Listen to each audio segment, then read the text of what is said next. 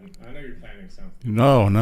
Can Why would you start off with meat on the screen if you're not planning something? No, I'm not planning anything. I just because everybody wants to see you because you're the one that got hurt. Yeah, well, they saw me last week. No, I know. Well, I had a little issue with the golf cart. And boy, we're gonna get rich tonight, buddy. Well, I saw all of those super chats coming in last week, and I thought, well, number one, I got hurt on the golf cart, but number two, I was hoping that maybe we could keep those super chats going a little bit. Oh man, the stuff that we do to make a living is just unbelievable. It's really hard, You look like you got banged up pretty bad. I'm telling you, man, that golf cart, it's at least 10 miles an hour. At least. Did the airbags go off? It doesn't look like they did at all. No, it just smashed right into the steering wheel. It's terrible. It's terrible. Oh man, that is funny. I like because there's other YouTubers. They just come right out and they just start asking for super chats, but we have to actually injure ourselves before we get super chats. Bill says we have a little echo and delay on my voice for some reason. On your voice? Yeah. You sound perfect to me. Okay. I can't imagine why that would be happening. Craig. Thank you, Craig. Thanks for the 5 bomb. That's 5 British pounds. That's like $70 American. It is. It's at least that much for a new golf cart. Thank you, Craig. Greg, we appreciate it, buddy. Thanks for the super chat. But are you going to be okay? What did the doctor prognosis really? I have an injured eyebrow, like a couple of eyebrows, and I lost some ketchup too. Are your balls okay? Yeah, my balls are okay. They're a little sensitive, but that's nothing different than any other day. I would offer to grab them, but I don't have to. I know. Well, the thing is, see, like you're healing, right? So we're not going to get the super chats if you continue to heal like this, right? So I gotta 4 weeks of me at least being this miserable. That's for sure. I know. I had to bang myself up a little bit. Yeah, I will tell you this: for the black eye, my stunt pack of cigarettes. Yeah. Oh, thank you very much. I get A+ and bullshit. He'll get an A and B.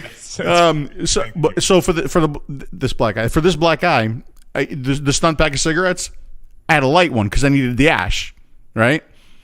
Yeah. My house stinks. Oh man. Like I should have done it outside. I don't know what I was thinking. It'll be a couple days, but it'll be okay. That's crazy. So yeah, that's funny though. That's really funny, man. Good job. You had no idea. I figured you were doing something. When you start off on me, you got something set up your sleeve. Oh, I got all kinds of stuff tonight. Oh yeah. I bet. So welcome to another Smoker Show. A little unique episode today. We have quite a few things to talk about.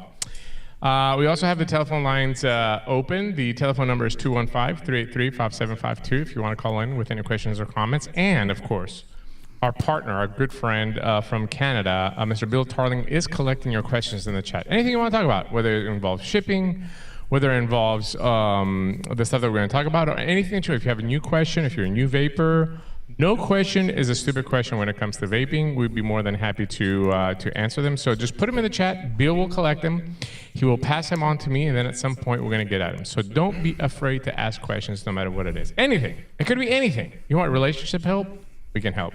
How to drive a motorcycle? We can help. How not to drive a golf cart? We can help. They're still saying there's an echo. Really? Because I can't hear anything on my side. Yeah, Tho is saying echo.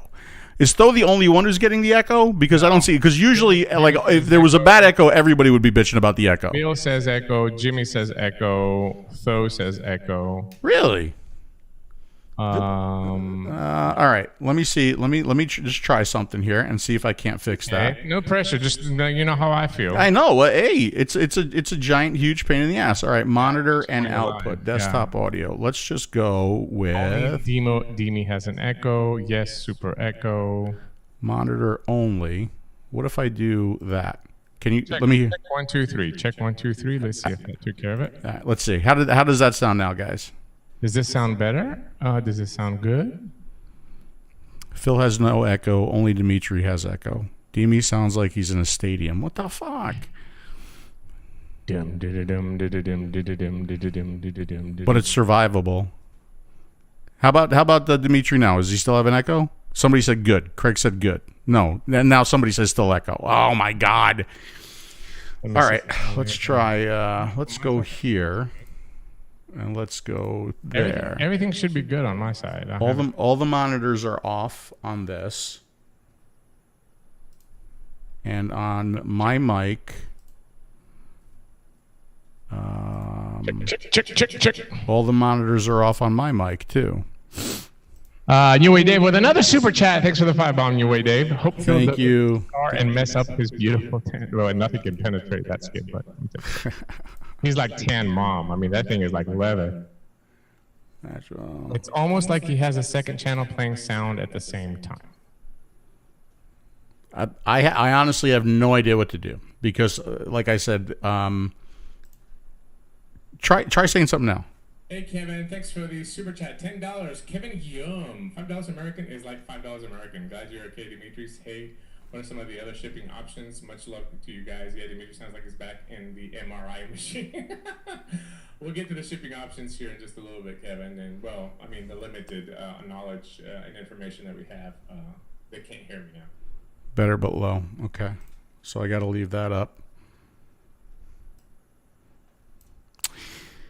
Oh. I'll go up from my side. Like literally nothing changed from last week. I believe you. Listen, I truly believe you, but when I tell you, you don't believe me. But I know.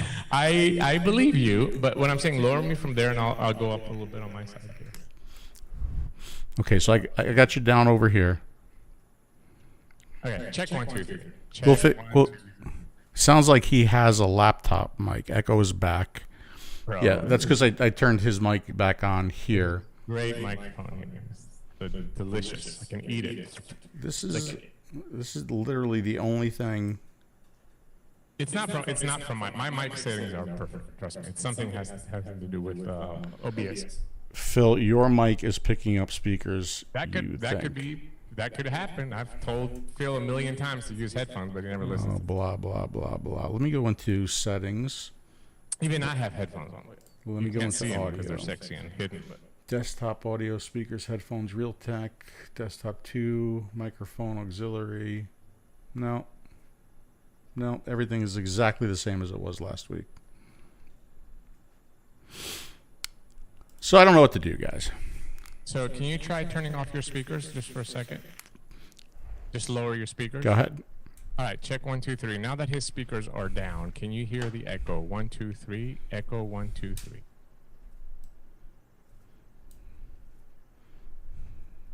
All right, so my speakers are completely off, and now we're fixed. No echo. Perfect. Good. No echo. See? Fine. Well, it's the speakers, really? Since when? Yep.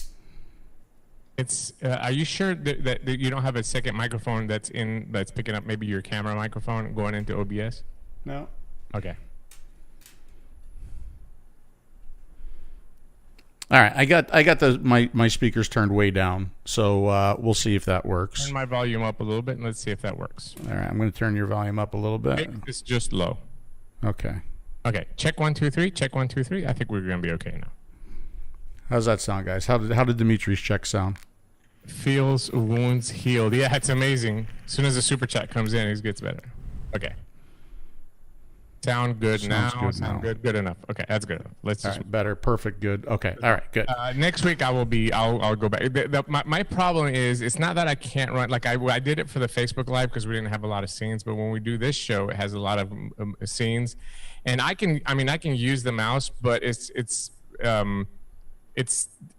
difficult for me to do. I'll try next week though. I'll try next Tuesday to host it. So yeah, see, they are saying that your audio is distorted. I do hear that. I do hear your mic sounds a little bit overdriven. Yeah, I had raised it on my side, but that should be better now. I raised it up because I thought you had done it down low. Okay, I brought you up a little bit more now. Hold on, let me check right now. Yeah, I'm a little bit high on mine. Hold on just a sec. Check. John Q. Publix wants to know, can I take away your accent? I've been looking for that button for years now. I just can't find it. All right, let's just go. Listen, the first thing I need to do is bitch a little bit at Bill Tarling. Check. Go ahead. Is that all right? Bill, do you remember what you showed me? This is probably a few months ago now at this point. Let me go ahead and pull this up on this screen. Bill Tarling knows that I am a bit of a Star Wars freak, right? On. I know you hate this kind of stuff, right? Bill Tarling sends me this. Bill Tarling, do you remember that what you sent me? Right? So he sends me this link for a Mandalorian helmet. So I'm looking at the link, and the link looks pretty good, right? So I go look at the product, and the product looks pretty good, but it was awfully cheap. So I ordered it anyway. Did you? Did it come in? Huh? Yeah. Wow. I'm so excited. I don't know. Is it plastic? It's like rubber. Oh my god! It doesn't look like that on the picture. I had no idea. Wow. I had no idea. Yeah. So thanks, Bill. I'll send you the bill, Bill. Bro, that's ridiculous. That's like ordering like from Wish.com. Yeah, pretty much. That's what you get. All right. On accident notes, I got a call from the insurance company. They totaled the bike this week, so that's the bad news. But I got my new couch in, and I'm very, very comfortable now. Well, I just came in today, but I laid on it for a couple hours and I was very, very comfortable. So that's my update. I have to take this off twice a day, this entire contraption, and do exercises. And I basically have to sit at the table and go, and try to touch my nose and go back. By the way, good evening to Katerina in Greece. It's like 3 o'clock in the morning in Greece. What are you doing now? She must really love us or you. Really, really love it. So, and I got to go like this and touch my nose and then try to extend. I can only go like, I can touch here and then I can only like go down. I can't fully extend my arm yet, but it's painful as crap. So that's my injury update. Other than that, I'm okay. I'm a little bit depressed. I ain't gonna lie to you. I know you said it to me today, and I feel bad. Because you've handled a lot of my depression in the past. Yeah. And I wish there was something I could do for you. It's just more like a downer more than anything else. Locked up in the house, and I got nothing to do, and I feel miserable, and I can't. I don't know. Anyway, I'll deal with it. So is the nose the only thing you try to touch, or can you try to touch anything else? I mean, I can touch it, but that's about it. Yeah. You can't move that fast enough to make anything else happen. Plus, I have a cast here. Can you imagine me like grasping it on the cast? And it's gonna be it's gonna be like sandpaper. You might like it. You should try anything once, right? You might like it. There's nothing exciting about that. All right, let's get serious. Let's do some. We'll do some fun stuff later. Don't forget the phone lines are open 215-383-5752 if you have any questions or comments. And we're gonna start with some good news. Believe it or not, there is some good news. Obviously, it's not for our country here, but we do have some good news. For those of you who have been following the show, you know that we use Nicotine Without Smoke, which is the Royal College of Physicians report on vaping that came out in 2016, as our Bible, right? Royal College of Physicians. Oh, crap. I forgot to connect to the phone line. That's okay. Okay. So, Royal College of Physicians, the world's largest and most prestigious assembly of physicians in the world. Over 32,000 physicians that are part of this program. To hear important instructions, press 2. Since it appears you're calling back into a live show, Dimi's hooking up the phone lines. That's what he's doing. Okay, that's right. In case somebody wants to call in. Back to the RCP. The RCP report that came out in 2016, our Bible, right? Basically came out, said vaping is at least 95% less harmful than smoking, peer-reviewed, thousands of studies. However, one of the things that I think a lot of vapors might not know, I've mentioned it here on the show before multiple times, but I want to explain it a little bit in a little bit more detail. This report, it's not a one and done thing. It's not like they put this report out in 2016 and they said vaping is better than smoking and roll with it. Every year, what they do is they update it. What they do is they take the existing studies that they had, then they add new studies that came out, whether they're good or bad. They take them all into consideration, they peer review them, and then they add them to the mix. They also take data that comes in, meaning smokers that quit smoking with vaping and so forth, how it's being distributed, uptake of youth and initiation.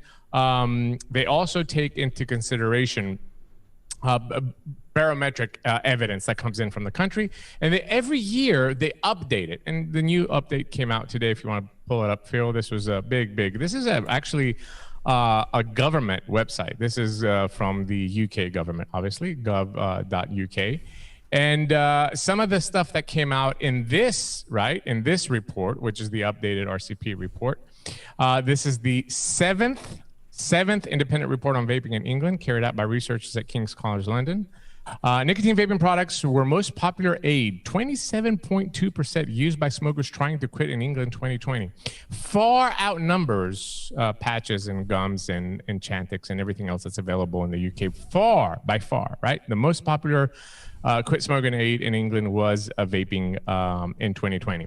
It is estimated that in 2017, more than 50,000 smokers stopped smoking with the aid of vaping product who would otherwise have carried on smoking. 38% of smokers in 2020 believe that vaping is as harmful as smoking. 15% believe that vaping is more harmful, which is completely false, right? The reason why they bring this up is they want to see the perception. They know vaping is better than smoking, but it's one thing to know it, and it's the other thing if your citizens understand it, right? So they need to be able to understand the science behind vaping and not what they see. That number has risen in the UK clearly by the corruption and the false propaganda that the U.S. government has done in the last 2-3 years with vaping, with batteries exploding, volley, and now COVID.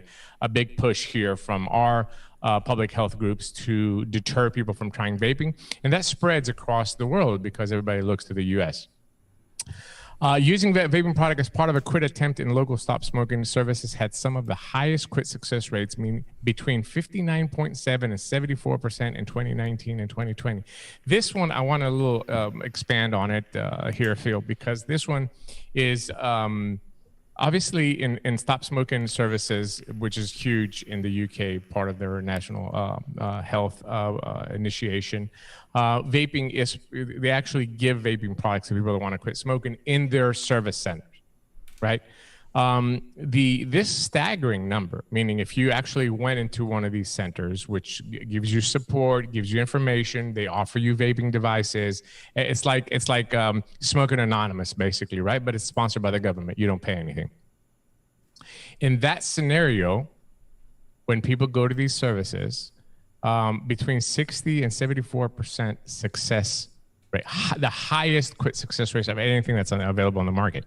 Keep in mind that NRTs as a whole, as a category, and by NRTs, I mean stuff that is here in America prescribed by doctors or recommended by our health agencies and our federal health institutes, stuff like the patches and the gum and the Chantix and everything else that people have paid to be able to say that they can help you quit smoking, have under 7% success rate in the first year and under 3% in 5 years out. Under 3% success rate, under 7% success rate.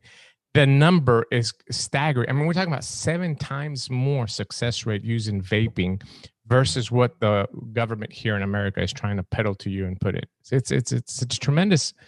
It's a tremendous number that it's unfortunate that we can't use it like more in a PR way here in America. And I think my next op-ed that I'm going to do here in Tennessee is going to be a little bit more aggressive, and it's going to bring these statistics up. And I'm going to probably end with the op-ed, but with saying something. If this is happening in the UK, why is the U.S. government lying to you and telling you this, and this? I'm going to try to be a little bit more aggressive. But if we were able to do this more on a mainstream platform, I think some people would look at it and say, especially now, with so much distrust in the government, would say, why is the U.S. so against vaping? And then maybe, hopefully, some smart reporters would grasp onto this and start doing a little bit of digging and look at the Cancer Society and look at the Lung Association and look at the money and try to create a little trail. Maybe we would get some people that not necessarily could be under our category, but they could be supporters of the movement.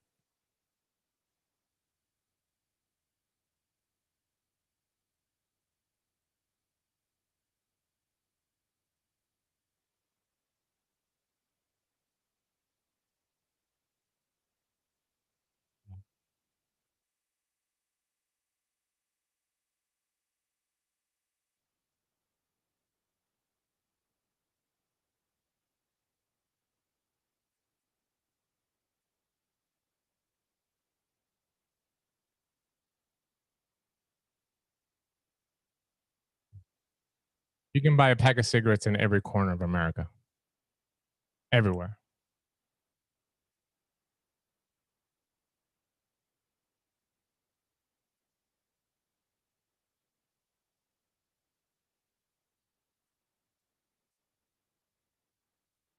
Sorry about that, guys. I'm working on it. So anyway, I was saying that I had a little conversation with somebody online today, and what he was telling me was he was asking me about the shipping ban, which is something that we're going to talk about, right? But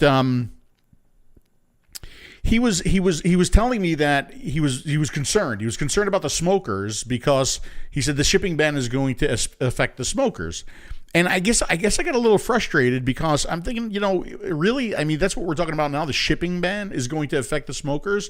What about all the bad press? What about all the bad press from EWALI? What about all the bad press from vaping spreads COVID? What about all the vape shops that are turning into head shops that are just making the industry look horrible, right? Yeah. And not attractive to many adults, right? And look, I know I got to put the thing out there. So I understand why. I get why a lot of vape shops are doing that, but also understand that it's going to make it look bad to a lot of people. It's gonna, right? I can't. It's not like I'm making that up, and it's not like I want that to be, but it is going to be. That's what it's going to be, right? So I guess I just got a little bit angry. With this guy who, all of a sudden he's concerned about the smokers because of the vape ban, right? It's not very, yeah, it's definitely, I mean, we take it a little bit more personally than we should, but I understand. I mean, I know why. I get it, right? I mean, we've had our backs against the wall for the last 5-6 years, right? The mail ban is just another one of these coffin nails. It really is. I mean, they've been sticking us to the wall for a very, very long time. I want to point out something on this particular report, and of course, Phil will have the links in the description for ontasiojuice.com for anybody that wants to click on this and use it in any kind of way.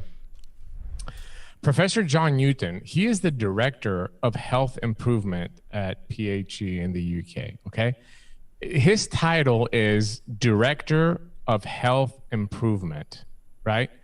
We have those here. We have a U.S. Surgeon General. We have a FDA commissioner. We have a HHS administrator. We have a lot of people in these positions. This is basically his position there, right? He wants to improve health, right? He's a professor. He basically says everything that we've been saying here on the Smoker Show for the last 3 years. Smoking is still the leading prevalent cause of premature death and disease. The best thing that a smoker can do is stop smoking completely. That sounds just like Phil.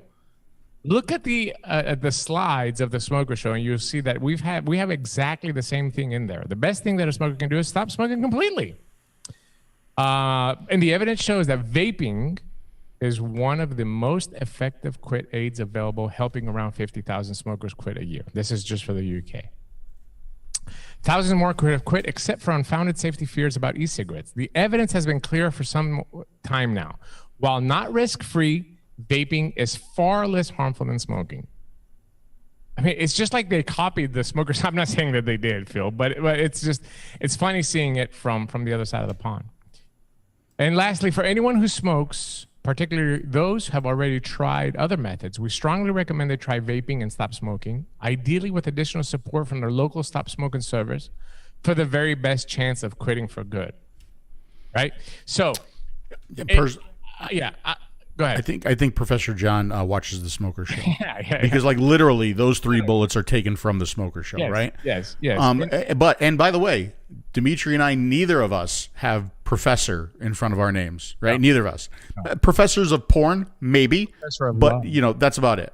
Yeah, I'm professor of love. But the point that I want to make is that last one used to be like here it says. We ideally recommend you to try vaping and stop smoking with additional support from the local stop smoking service for the very best chance of quitting for good. That used to be the vape shop here in America between 2011 and 2016, 2017. Combination of the right equipment, high nicotine, and the support they used to get from the vape shop, because the vape shops then were dedicated to help smokers quit. gave you the most chances, and that's why we converted so many people in those 5 years. Yeah, obviously now it's not the same, and we're going to touch on that in a little bit here with Phil. But it's not just the vape device. You need to have that support, and sometimes your support might be online. Coming here on the Smoker Show, hanging out with us, asking questions. How can we help? Going into forums, going into Facebook groups, interacting with other vapors. That could be your support system. But the truth is that if you do have that outlet, that physical outlet where you can walk in and say, hey, man, I'm having a rough day today. What can I do, right? And you have the right, it used to be here, there's still vape shops out there that do it, very, very few. But the Royal College of Physicians and PhD in the UK says that combination, vaping and that support, give you the greatest chances. That's where you saw that 59 to 70%, because they had the highest success rate when people were actually switching to vaping and going into their quit smoking support center, where used to be the vape shop here in America. Yeah.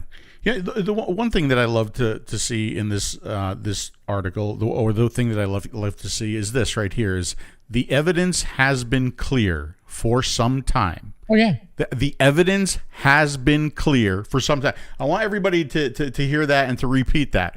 The evidence has been clear for some time that while not risk-free, vaping is far less harmful than smoking. So why do we have to jump through fucking hoops to do it here in the U.S.?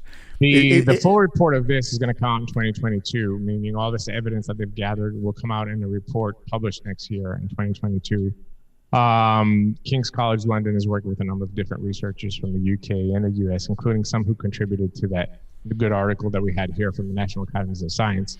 But hopefully when that report comes out, it'll get some press coverage and reach the US as well too. Highly unlikely, but anyway, the reason why we brought it up here, obviously I shared it today as soon as that came across my feed, and I tweeted it and got a lot of traction. But the reason why I did this is a very good article to have in your arsenal once again when you go talk to legislators, when you're trying to, for example, the call to action we're going to have tonight. You'll be able to use this article and the references that this article makes to be able to plead your case to your congressman on why this vape mail ban is completely fucking ridiculous. Yeah, absolutely. Absolutely. Calls. I'm going to go ahead and bring him in before we go to the next story. This one has been waiting very, very patiently. 314. 314, you're on the air with Phil and Demi. Hi, guys. Hi. Hello. This is Sally in St. Louis. Hey, Sally in St. Louis. How you doing? I don't really have a question tonight, Sure. but I just wanted to share something. About a month ago, or I don't know what it was exactly, but I was really having a lot of cravings for smoking. And, it was like, I've got to have a cigarette. And, I put that in the chat during one of these shows, and people were like, they were really helpful. They were like, get a higher nicotine, do this. Yeah. And I did. I got some higher nicotine, and my cravings for cigarettes have really gone away. Yeah. And I'm just really grateful for the people here. Like you were saying, we need that support. That and support, even if it's just people that you're chatting with on a live stream, it really helps. That is a great point, Sally. Thank Makes you. a difference. Yeah, absolutely. That's a great. I'm glad that you call in. I'm glad that you took the advice. And thanks for calling in. Yeah. But Phil, it's something that we talk about all the time. That craving. What does the craving mean? Yep. Your body is just requiring more nicotine. That's all the craving is. You're under stress. You need more intake into your body to bring your nicotine plasma into your body into a comfortable level that does not make you crave a cigarette. It's very, very simple. Yeah. We've said it so many times, and I've made the suggestion so many times on this show, and I'll make it again. And the reason why I make it and make it again and make it again and make it again, because somebody might be watching the show for the very first time, okay? And I'll prove that to you. I will prove that to you because somebody just asked in the chat what happened with Dimitris' arms. I mean, like, if you don't know that by now, right? But seriously, I mean, that's okay. Some people don't watch the show. Some people don't go online. Some people don't. But you're here now, okay? Yes. If you have that craving, why is that craving happening? Do you have some stress in your life? You got some job issues? You got some significant other issues? You got some COVID stress? It doesn't matter. Remember, you always want to go back to the cigarette. Why do you want to go back to the cigarette? Well, that's a good question, because the cigarette has kind of been your friend that has gone with you on the journey. It's been your buddy. It's been there for you. Whenever you were going through something, you took that cigarette and it made you feel better, right? Yeah. Vaping needs to be your buddy now. That's your friend now, right? Not the cigarette anymore. So it's just not the same as the cigarette. The cigarette is consistent. Vaping is not consistent. Right. It's not consistent. So I always say this. Take your tank off with your fruity deliciousness and get yourself another tank, right? Preferably a Zylider or Zenith, but get yourself another tank and fill that tank up with as high either salt nicotine or freebase. I don't care what you get. Just get something strong and get a tobacco flavor. Get a tobacco. There's tons of tobacco flavors out. Well, it's probably like in some places the only flavors you can get right now, right? And then when you're done with your fruity, you take your fruity deliciousness off. You put your tobacco on, and that's my cigarette now. This is my cigarette, okay? The tobacco, the strong, the high nic. You go ahead and you get your that feeling that you want to have a cigarette out of your system, right? You pound your system with some higher nicotine, and you get through what you need to get through. Be strong, right? And then take your tobacco off and put your fruity deliciousness back on, and go ahead and carry on with your day. But you should always have that. I mean, especially if you're just starting to vape, and maybe like you right away you're going to lower nicotines and you're going to all these flavors and everything. Maybe you're doing it too fast. Have that cigarette tank ready to go and satisfy your craving when it hits. Don't go to the pack of cigarettes. Don't go buy a pack of cigarettes. Don't go to a cigarette. Go to your cigarette tank. Yeah. Okay? Trust me, it'll work. A cigarette delivers nicotine fast, a lot and fast. That's the difference between vaping and a cigarette, right? So once we learn that and we know how to manipulate our body to be happy all day, we're fine. People like me and Phil, we know at 12 milligrams we're happy. We can vape through the day, we're okay. But especially new people, and especially if you went to a shop that said, oh yeah, why are you vaping 12? Go down to 3, right? They sold you on this fiasco because it's a fiasco. They just want to sell more liquid. Don't listen to them. If you want to try 3 and play around with it all day, that's fine. Always have some higher nicotine available. It's all about the nicotine when it comes to vaping, all about the nicotine and how your body is going to be able to make that adjustment slowly. It does not happen overnight. You need high nicotine, come down to the threshold where you're happy, and then have that higher nicotine for the times like Sally from St. Louis. Thank you for calling in, Sally. When you really have those cravings, a hard, stressful moment, a death in the family, you got COVID, you crashed on a motorcycle like me, or after sex, unlike Phil. I mean, these are there are moments in life of a smoker that become stressful, or your body desires more. That's where the higher nicotine comes into play. All right, let me get another call here, and then we're going to move on. 832, you're on the air with Phil and Demi. Hey. How are y'all doing tonight? Good. How are you? All right, brother. I talked to you a couple of weeks ago. The wedding went good, but let's jump right into everything that's bothering me. Congratulations with the wedding. Yeah, it was good, brother. Everything was good. I'm glad to see you're okay. Thank you. Let's jump into some things that really, really pissed me off the most, okay? After, I've been doing a lot of reading. Okay. So let's talk about the fact that in the United States, they don't want you to quit smoking. They want you to keep being addicted to them for the fact of big pharma. Mm-hmm. There is a lot of money in the medical field, and people being sick, and insurance. And insurance is a very big thing here in the United States. I think that's why it's finally getting received in the UK the way it is now. And I feel really, really glad for them. I do. I'm proud of them and their government finally seeing that they need to help their people rather than look at their people of the United States as a dollar sign. Yeah, and their healthcare. Let me interrupt you real quick. Their healthcare is different than ours. They pay for it. We pay our own, right? So there's the difference. The government there realizes if these people quit smoking, we're going to save money in the long run, right? So there's a huge difference as far as how the healthcare is provided in the UK versus. And I've actually often said that, right? Like in here, when you're sick, it makes money. There, when you're sick, it costs money. So that's one of the big differences, right? Go ahead. That's my point. That's my point. So I couldn't stand in a room with somebody who doesn't smoke, has never ever smoked, but yet hold judgment over us for the path we've taken to quit smoking and then deny it from us, and then put all the false propagation that they put out there about it. You know, it's like I have friends that are 12 steps. Not one of them would go to an AA meeting and sit in there with a man or a woman who didn't have a drinking problem before and then sit there and listen to them. Right. You can't preach that to me. Right. But yet here our government is doing this to us. I don't really, and truthfully, gentlemen, I don't see it getting any better here in the U.S. I don't.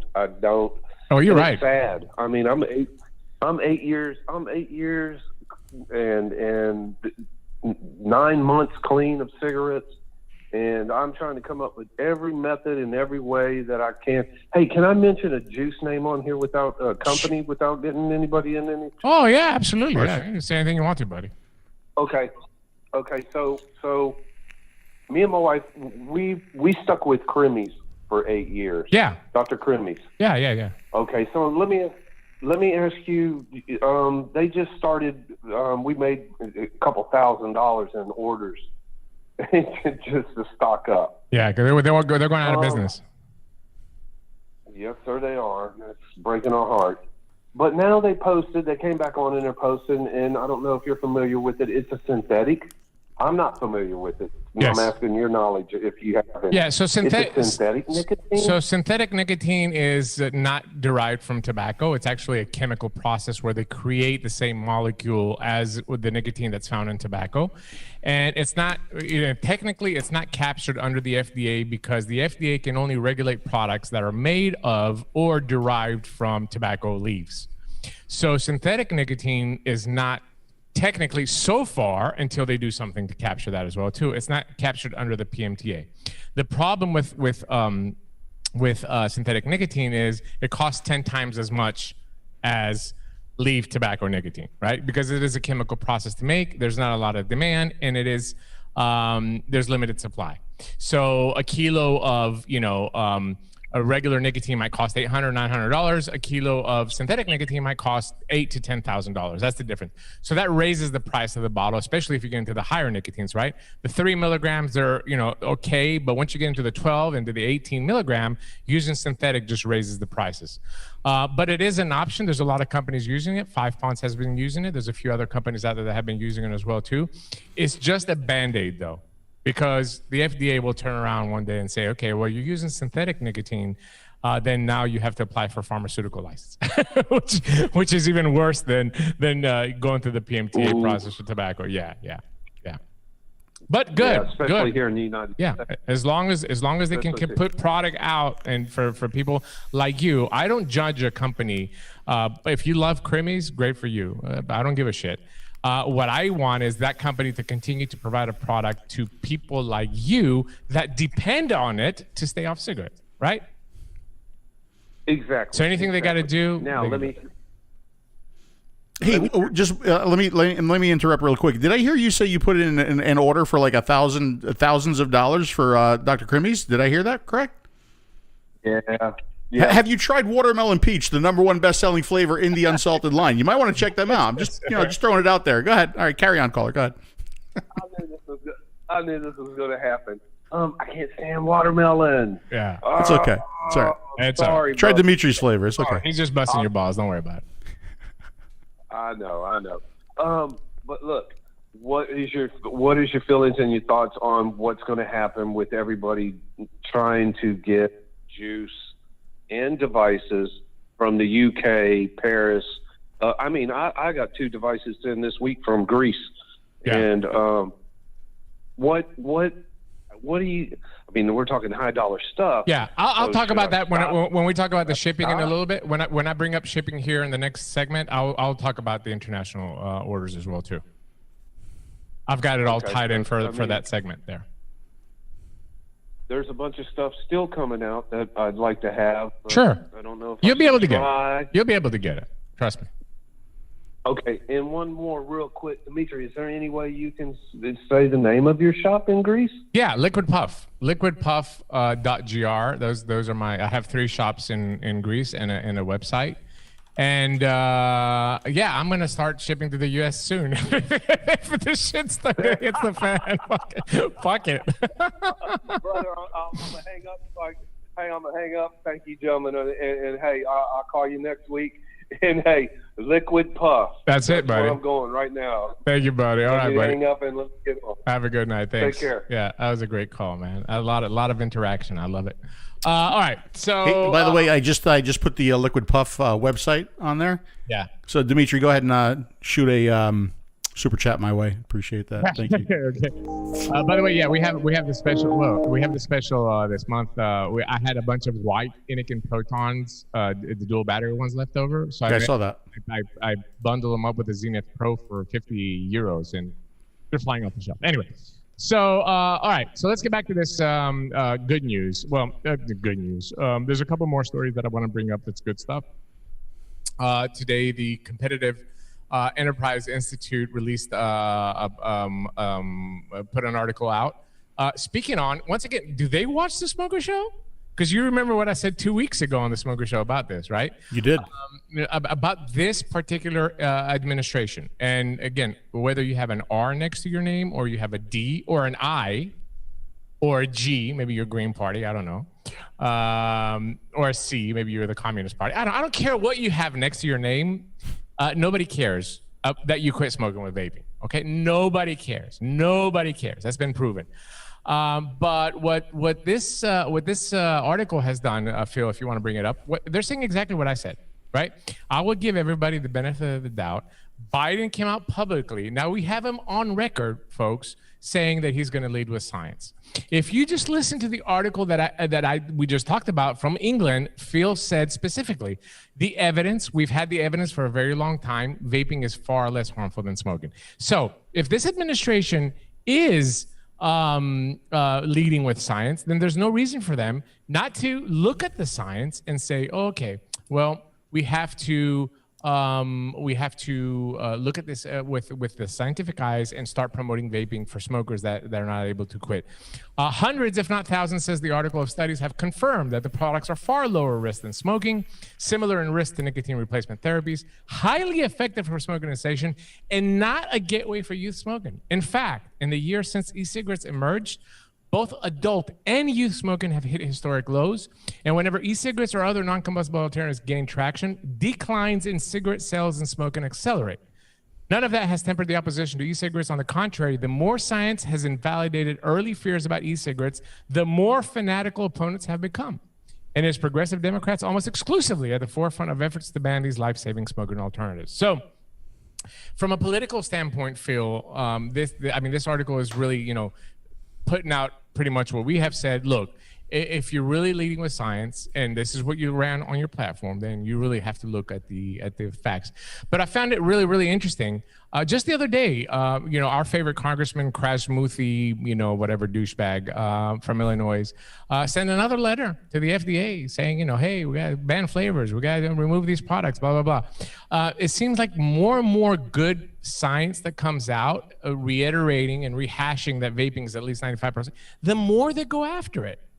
And it's that fear that this product is going to overtake this billion-dollar industry of smoking, getting sick, and dying. That that Biden article, that kind of reminds me a little bit. Remember that video that I was working on? The Biden science video? Yes. Right? And I never released it. I actually have it pulled up here right now. Can I play it? Yeah, you should, yeah. All right, let's play this, okay? This is unexpected. Let's see.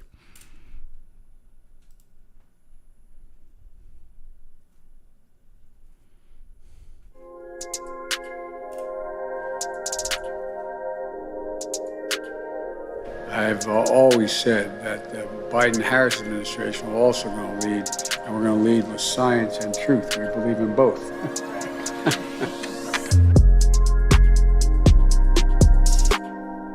And we're going to lead with science and truth.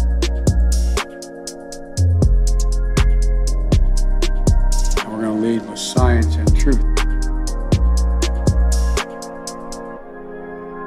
And we're going to lead with science and truth.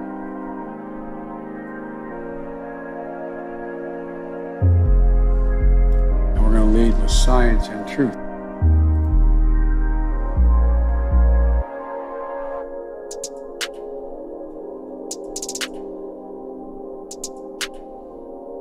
And we're going to lead with science and truth.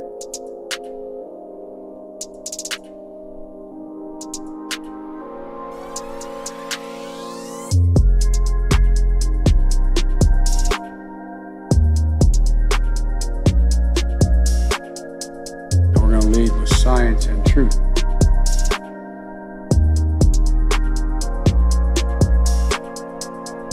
we're going to lead with science and truth.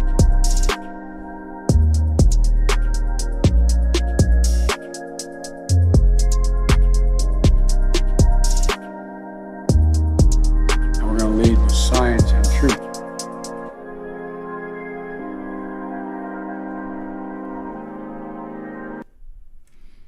Good job, buddy. So, like, I never even finished it. I never released it. I never finished it, but it kind of went along a little bit with that article that you just showed. So there you go. Absolutely. I think you should release it. I mean, judging with the vape fellas traction on it, people just don't really care about stuff like that, even though it's very powerfully done. I mean, it's you have the president now saying we're going to lead with science and truth, and you're throwing all this truth in between every one of those breaks. Well, there it is. What are you going to do with it now? Right. And that was the intention. That was the intention. Maybe I'll polish it up and put it out there. Yeah, I think you should. I think you should. For anything, not anything else. People can't say we haven't tried over the. We have definitely tried, my friend. So anyway, that's up again. The link to this article, if you want to read it in whole, will be up on Taste Your Juice and on the replay of this episode. And get out there and share it and spread it. This is the kind of stuff that needs to go out there. Let me pull a couple of questions up. 𝗵𝗶𝗶 Disc says, why isn't the vaping industry suing the media for slander? Not a peep. There's no money. There's no money, Ram. I mean, it's give me a few $1 million, I will make shit happen. But we can't raise it. There's just no money right now. When the money was around, nobody wanted to spend it, and now there's no money. So that's the reason why. I mean, to take on and sue a media conglomerate, I mean, are you going to sue Bloomberg? He can outspend you, Anyway, American Trucker, what is the shelf life of the liquid? And we've done some episodes in the past where we've talked about this, but briefly, I will tell you, American Trucker, 2 years. There is no scientific, reason for me saying that. We're doing a lot of stability testing. The first results of the stability testing came out today. For the PMTAs that I'm doing, the first 3 companies that I had done, including Jam Monster Labs, Profit, and one more company. I started their stability testing in the summer. The results came out now. We're publishing the reports to amend their PMTAs. And then I have 4 more companies behind that started in December. And those reports should be out in a few months. It takes 4 months to do an accelerated 1 year stability testing in the lab. And what we're seeing is really not much change. You see a degradation of nicotine, which is only natural. So after 2 years, a 12 milligram probably is going to be a 9 milligram. After is that after 1 year or 2 years? After 2 years. After 2 years. 1 milligram? No, it'll be like 3 milligram difference after 2 years. On 1 year, it'll be under 10% degradation. Okay, that's interesting because I think most people thought that it was 1 year, right? The 1 year shelf life. No, it's not going to. I mean, we have to come up with an industry standard, and I am not going to suggest anything. Let these fuckers go work it out themselves. But we need to be able to come up with it. Every other industry does it, right? If they want to say 1 year, great. If they want to say 2 years, great. But they have to have the science to prove it. And what happens to the liquid? Now, there is some chance, American Trucker, that there are some flavorings when they're combined together, right? So when you make the liquid and combine these flavorings together, the liquid's fine for 5-6 months, a year. But maybe in 2 years, the combination of these flavorings together creates some other bacteria or some another ingredient into the liquid. Again, that can only be tested with stability testing. But I'm pretty sure to tell you safely that you can vape a 2-year-old liquid. It'll be steep. It might not taste as good.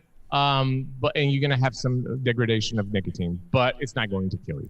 In any of the testing that you're involved with, Dimitri, has there been any like testing side by side with like a clear bottle versus a smoked bottle?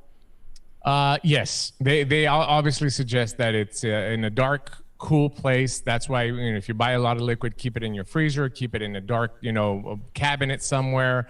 Excuse me, nicotine if you buy it, put it in the freezer, but liquid, keep it in a dark, cool place.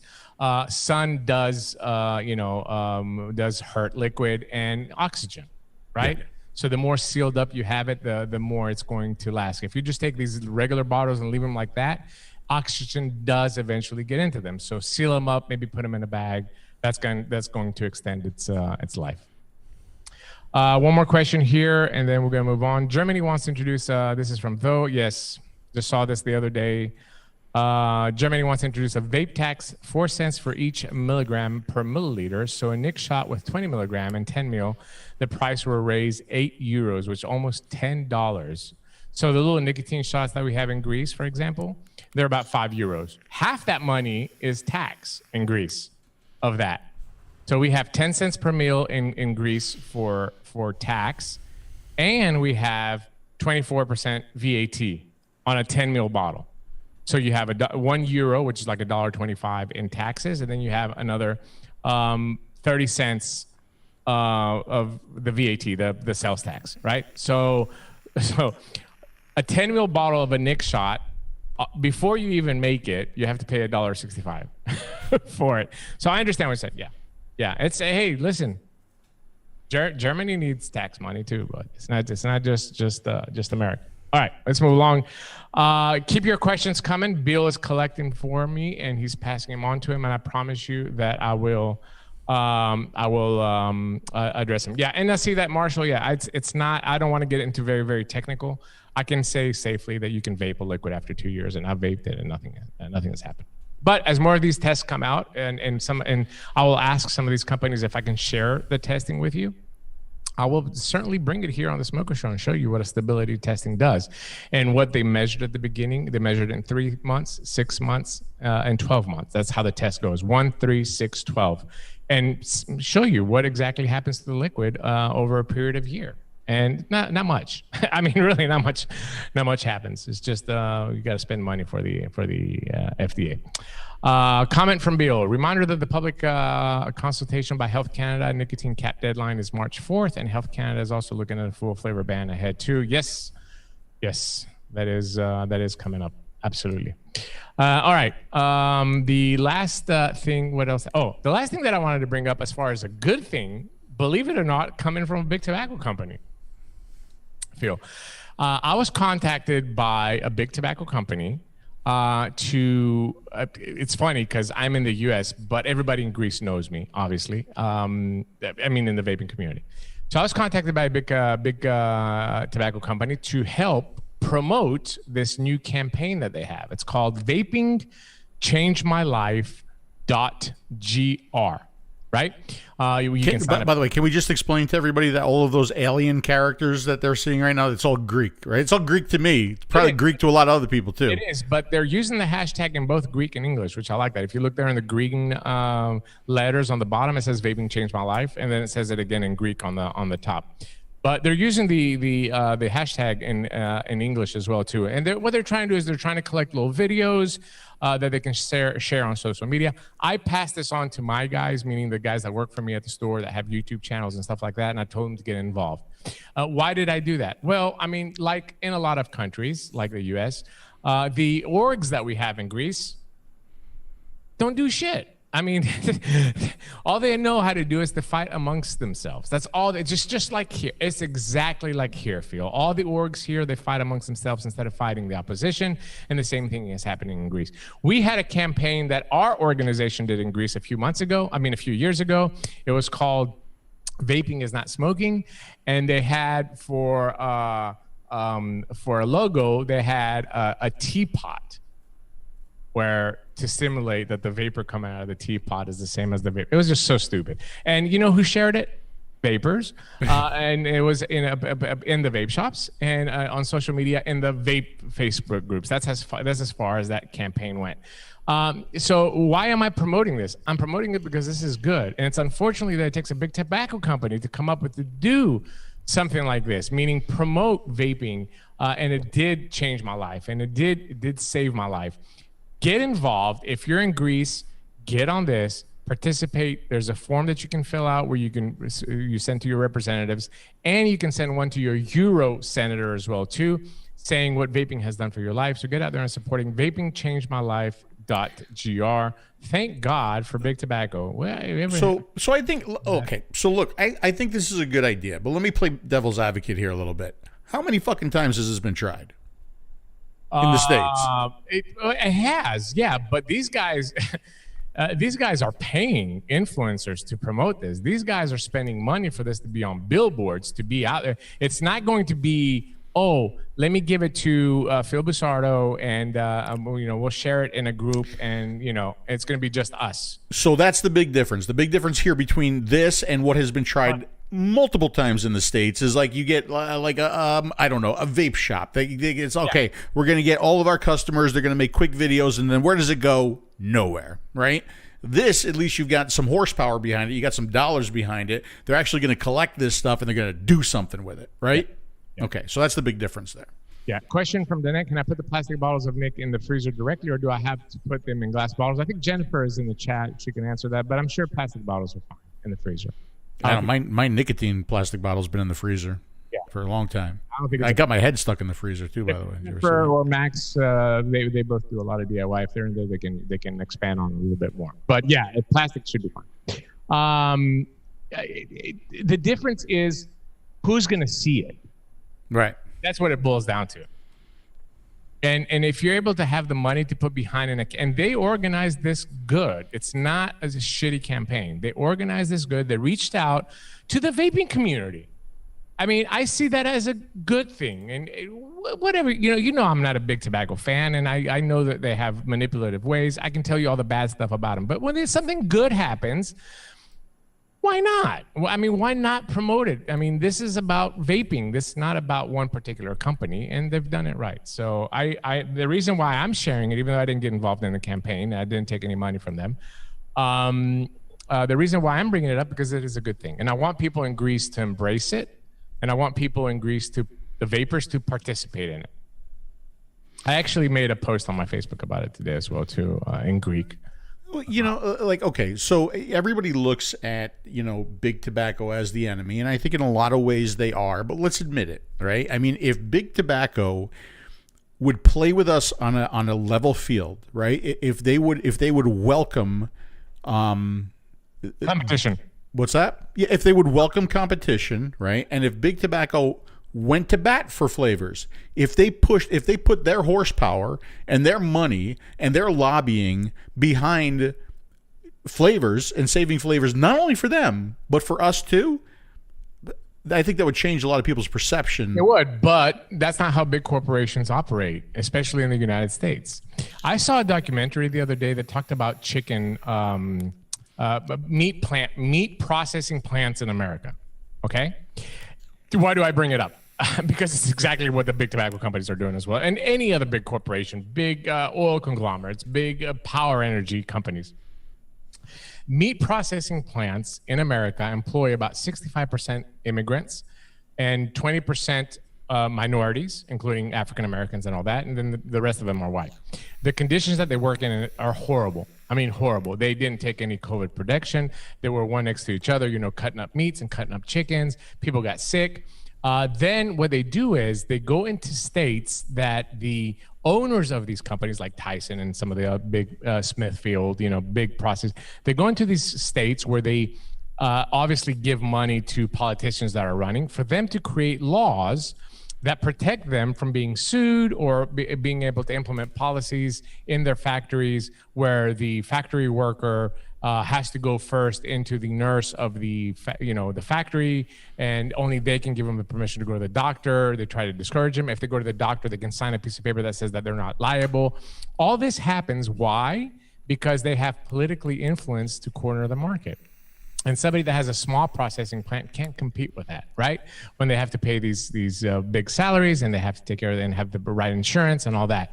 So the example is that exactly what meat processing plants in America are doing, which they don't basically care about anybody else, but the bottom line and the profit is exactly what big tobacco is doing here in America as well too. As long as they have the alternative available in every corner to sell, they don't care what happens to vaping. Whether it stays, they'll have products. Whether it goes away, they have the alternative products. All they want to do is eliminate competition. They want to be the only nicotine dealer on the corner. They want to be the only nicotine plug downtown. This is exactly what big tobacco wants to do. Yeah. Yeah. All right. That's the good stuff. That's the good stuff? Yeah. It's actually a lot. I mean, it was a lot. Is there there's bad stuff now? Yeah, there's bad stuff. Oh wait, you're talking about the shipping stuff. Yeah, the shipping stuff. I sent you a link to 𝗵𝗵𝗶𝗹. Can you bring that up? I sure can. Hold on a second. It's asking me for cookies. No, I don't want to do. And hit X on that little box that pops up. Got it. X. Oh. Okay, I got it, buddy. There you go. So what do you see here, Phil? I see $575 in instant savings. So scroll down. Let's see what this website offers. I see a lot of buy two and save money. Mm-hmm. Right. I see. What kind of products are there? I see a lot of booze, a lot of alcohol. As a matter of fact, do they ship any here? Where's Absolutely. We'll get to that in just a second. Scroll all the way to the bottom. Let's go all the way to the bottom. This has wines, spirits, beer, all kinds of stuff, right? And click shipping. All the way in the bottom. Click shipping. On the right column. Right column, shipping. Right there. Look at that. FedEx same-day city delivery is available for select zip codes in the following locations, right? So basically, if you want to get drunk and get in a car and kill yourself and maybe, 2 or 3 innocent bystanders, FedEx will get it to your house same day in certain locations. It's unbelievable. However, Phil, if you want to quit smoking with a product that has been proven to be far less harmful than smoking and extend your life, it does not cause any abnormal behavior. Well, I mean, unless you're at a vape show. But does not cause any abnormal behavior. It helps you. It helps those around you. Guess what? FedEx can't ship. End of March, you're done with FedEx. March 1st with FedEx, and a month later will be UPS. Both of them are banning the sale B2B and B2C, meaning business to business and business to consumer. Both of those services ending. That leaves us to USPS, and we will talk about that in a little bit of detail. But the irony of that, Phil, is just like, I cannot believe I came 6,000 miles to the greatest country in the world, the American dream, and the bald eagle, and the freedom, and America. You know what I'm saying? I've been in this country 35 years, given me so. I cannot believe that in 2021, in this, the most advanced country in the world, you're able to get booze, which the statistics speak for themselves. Every year, you can get it the same day at your house and get fucked up, but you can't get a vapor product. I just can't believe it. It's unbelievable. So, what's the purpose? Is it the kids? Do we have to save the kids? Is that why we're doing this? The act was called Preventing Youth from Buying Cigarettes Online. Something like that. I'm paraphrasing, but yeah, youth was used in the title of this bill when it was introduced. Okay, so why do we have a site that ships same day alcohol, which is 21 and over, right? But we have an entire ban, an entire countrywide ban on shipping for a product that is also 21 and over. Yeah, isn't it amazing? It's pick and choose, right? It's unfucking believe the hypocrisy and the double standards that go on in this country every single day are out of control. So out of control. And really, if you think about it, again, so it's to save the kids, but who are the loudmouths, right? Who's making all the noise to make this stuff happen, right? Is it just 𝗵𝗵𝗶𝗹? Yeah, I mean, obviously it's not just 𝗵𝗵𝗶𝗹, it's just everybody that's against vaping. And unfortunately, that's, 90% of the people that are involved with this, including senators, including special interest groups, including tobacco-free kids, 𝗵𝗵𝗶𝗃. It's just everybody. It's. So, but I mean, doesn't it kind of expose the hypocrisy when you do something like this? When you say nobody can, that's it, done. Everybody, even you, 21 and over, done, right? Why not do this intelligently? Why not sign for shipping? Real, systems in place that verify that you're over 21. I mean, there's intelligent ways that we can do this, right? Right. And it's one of the ways. Do you remember here in Tennessee, a year ago, I had to make a compromise. And, for 4 years, I fought 21 plus in Tennessee and won it every year. I was able to keep the bill away. And then at some point, collectively, everybody said, well, we need to give this up. We need to give 21 up because that's just a compromise. And I was against it. I mean, my shows are here, right? Every time we do a show, everything is on there. We never delete anything. You can go back and listen to what I said. I do not like this. I am against this. Why? Because you give them something, and then they want more. 21 plus was not enough for them. Yeah. We gave them 21 plus. We shouldn't have given them that. We shouldn't have given them an inch. Everybody's like, oh, no, we got to give them this because this is what, this is what is going to save us. They're going to leave flavors alone. Well, that didn't stop them banning flavors in 7 or 8 states already, and they're pushing for a national flavor ban. We're going to give them 21. They're going to leave us alone. Well, look, they're banning shipping of vapor products now. So, I mean, they're not going to be happy until we're all in coffins and dead. Yeah, smoking. Yeah. So I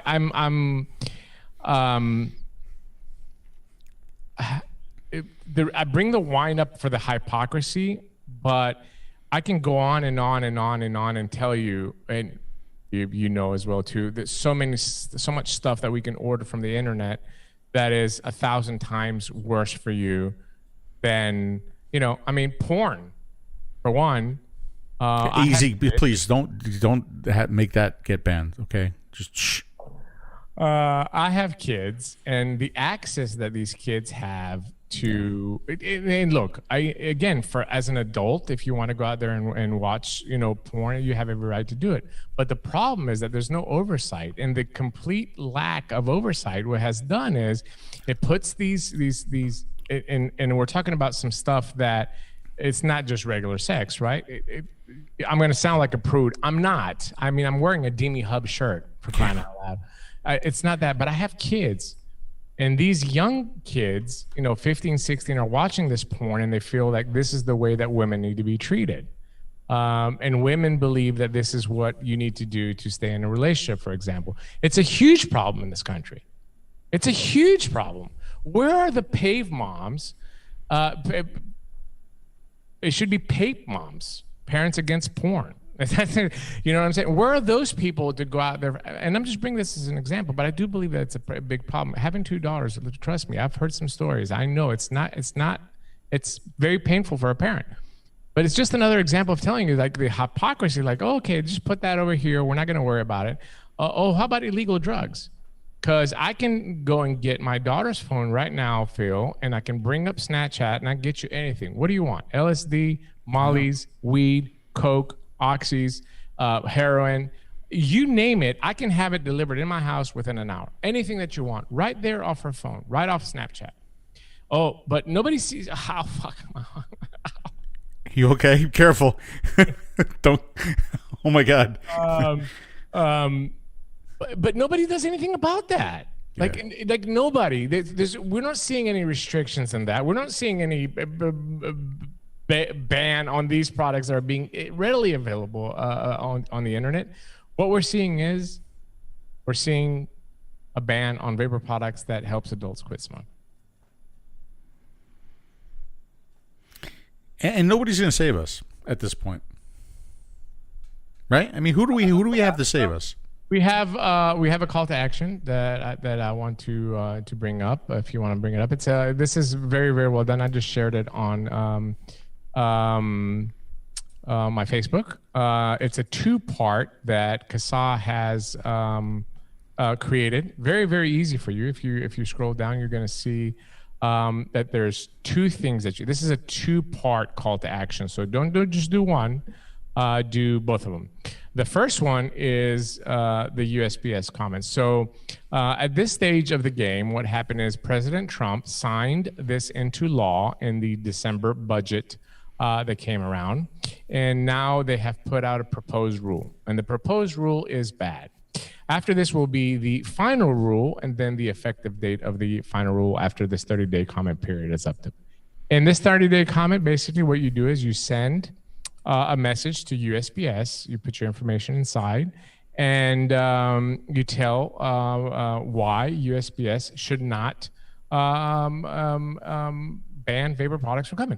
And it could be whatever. It could be your own personal story. I live in Bumblefuck, Georgia, for example. That's just an imaginary place. And I don't have any access to these products. I am, 67 years old.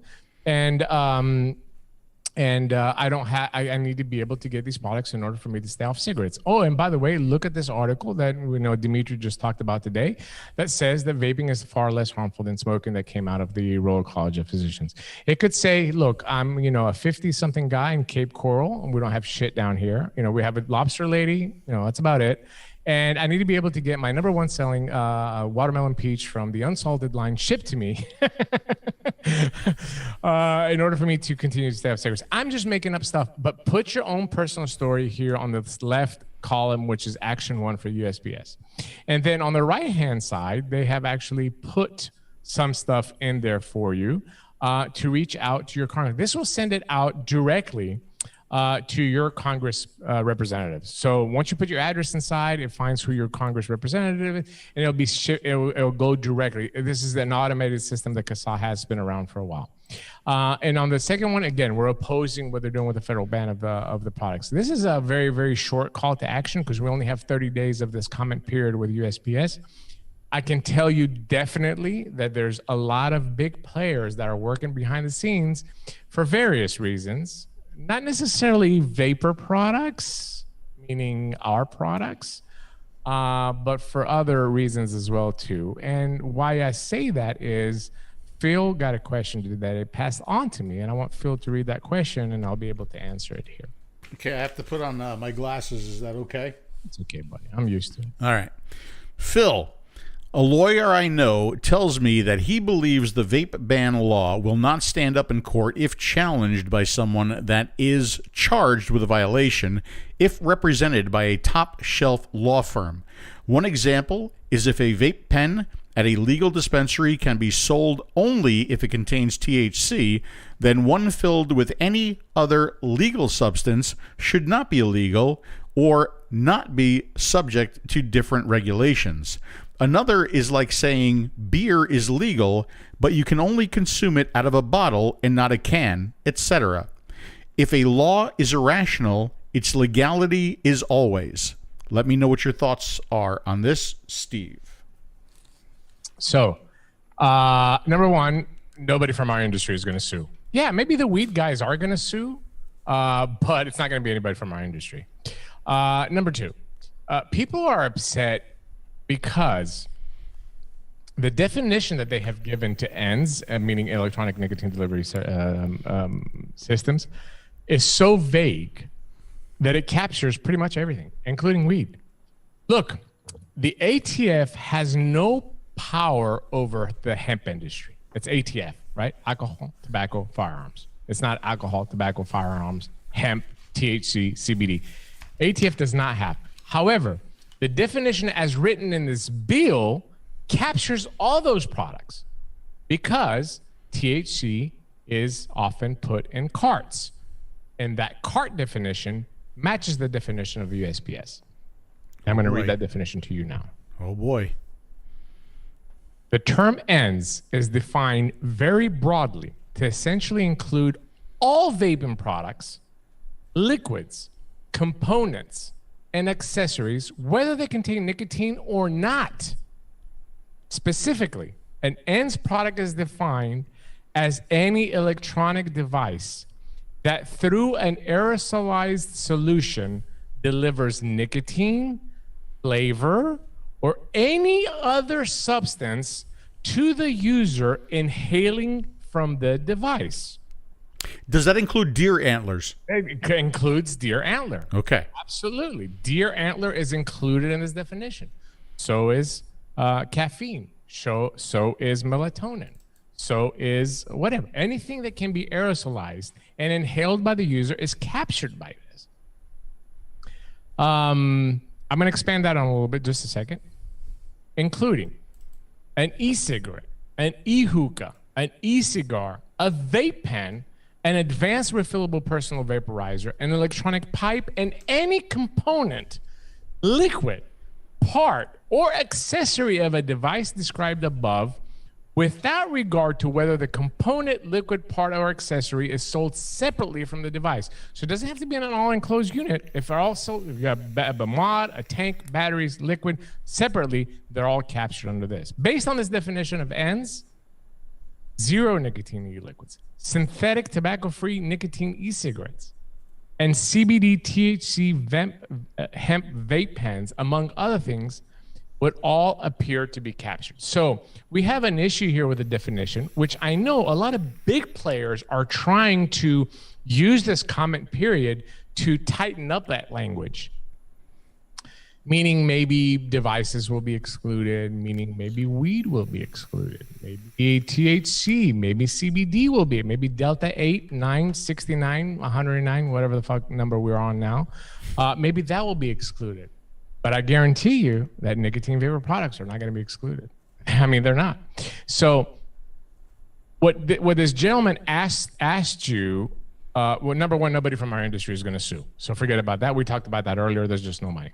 But number two, what he said, yeah, partially could be right, but it's not going to come from our industry, right? The definition as it is in this act, as it stands today, maybe not in the final, but as it stands today, captures all of it. Anything that you can put with a battery and aerosolize and the user inhales, anything is captured under this, which is a little bit ironic because you can do that with, asthma inhalers, stuff like that. Hey, who's asking me to create a law, right? With a little bit of common sense. So to answer your question, fat chance. If weed industry sues and wins, it would likely just exempt them the same way cigar industry keeps getting exempted. Low chance we would get exemption to piggyback. Yeah, absolutely. Totally agree, Bill. That's my comment. Is like if and they probably will. Weed ended. Now look, people still ship.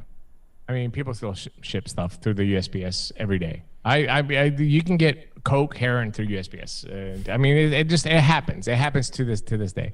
If you go to the black web or the dark web and shop around, you'll be able to find.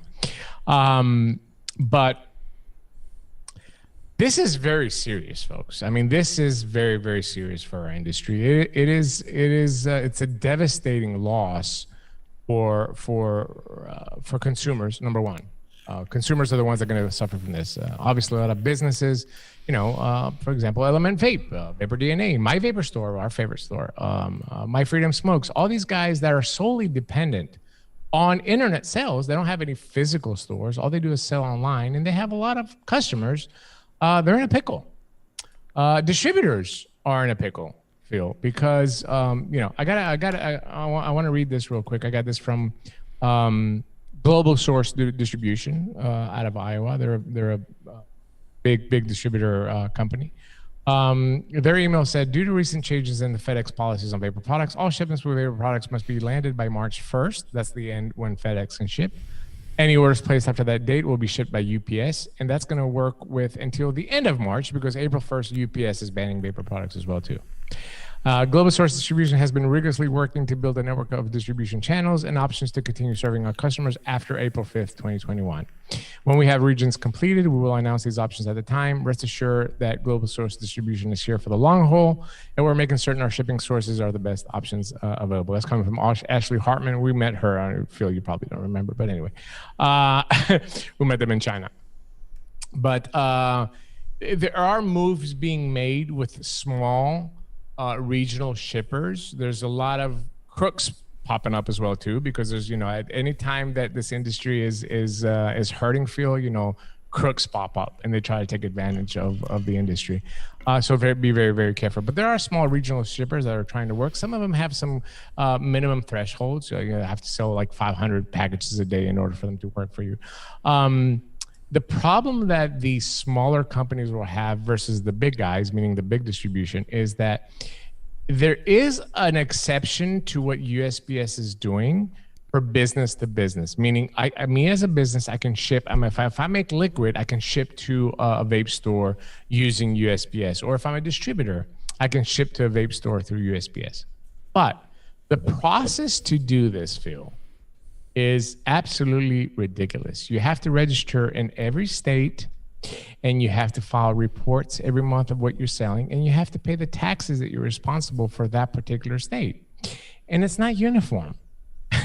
Every state is different. There's 28 states right now that have some form of state or local, because you're responsible for local tax as well too, meaning municipality. You might have a tax in a city in a state, but not have it on a state level. You're responsible to pay that tax for that city. And you're going to say, well, how difficult can it be? Well, I'll tell you. Example, California has a 56.9% wholesale tax right now.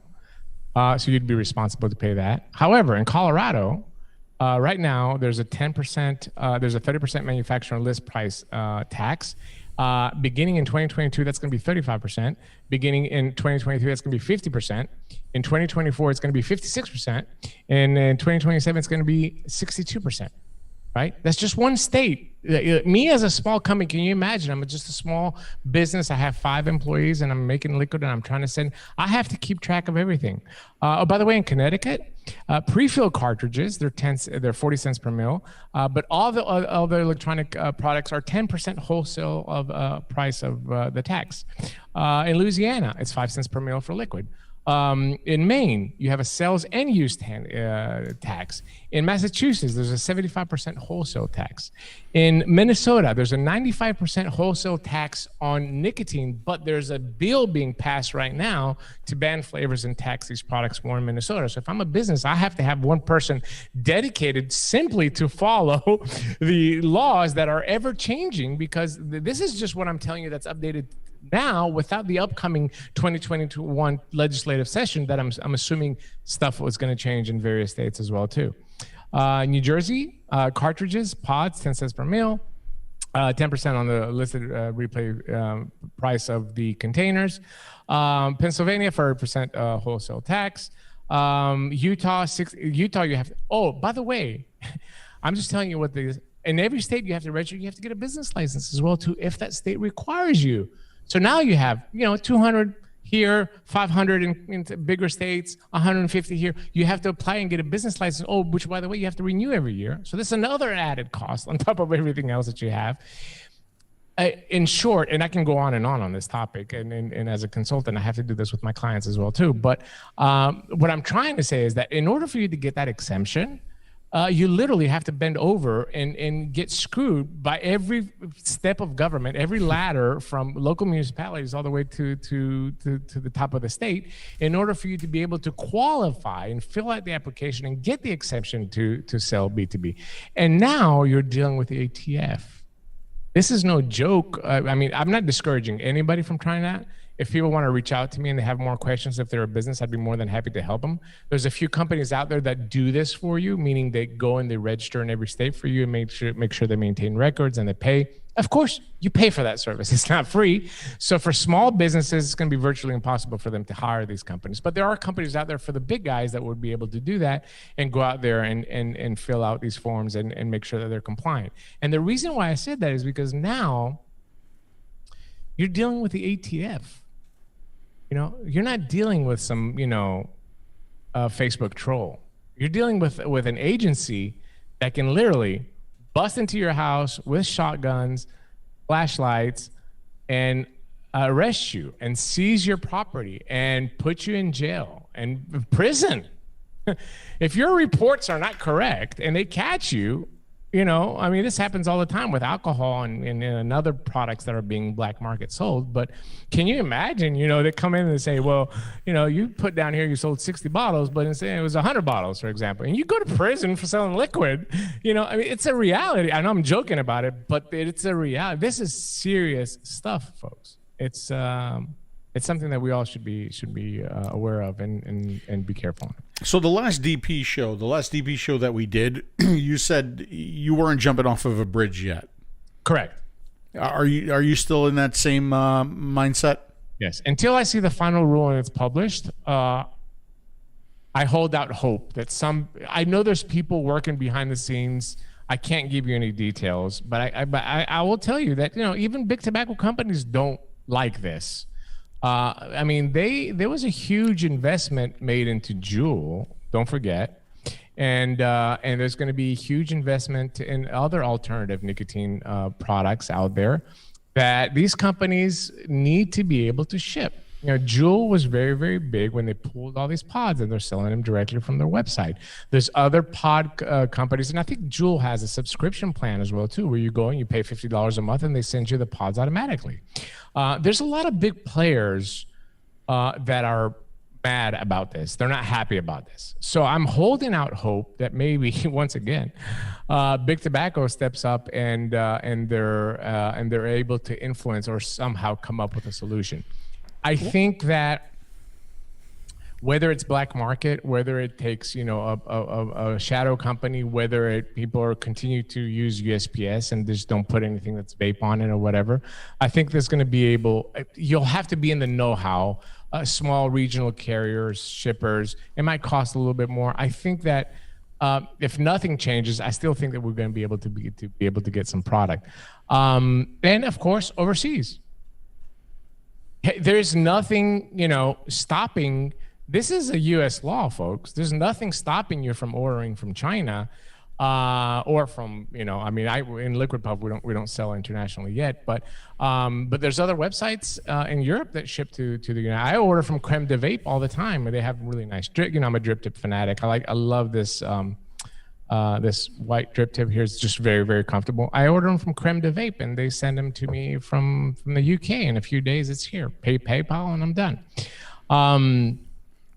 Which, once again, the irony of this is that Trump signed. Again, I'm not trying to make this political. I'm just trying to shut up some people that are saying, you know, Biden and Trump.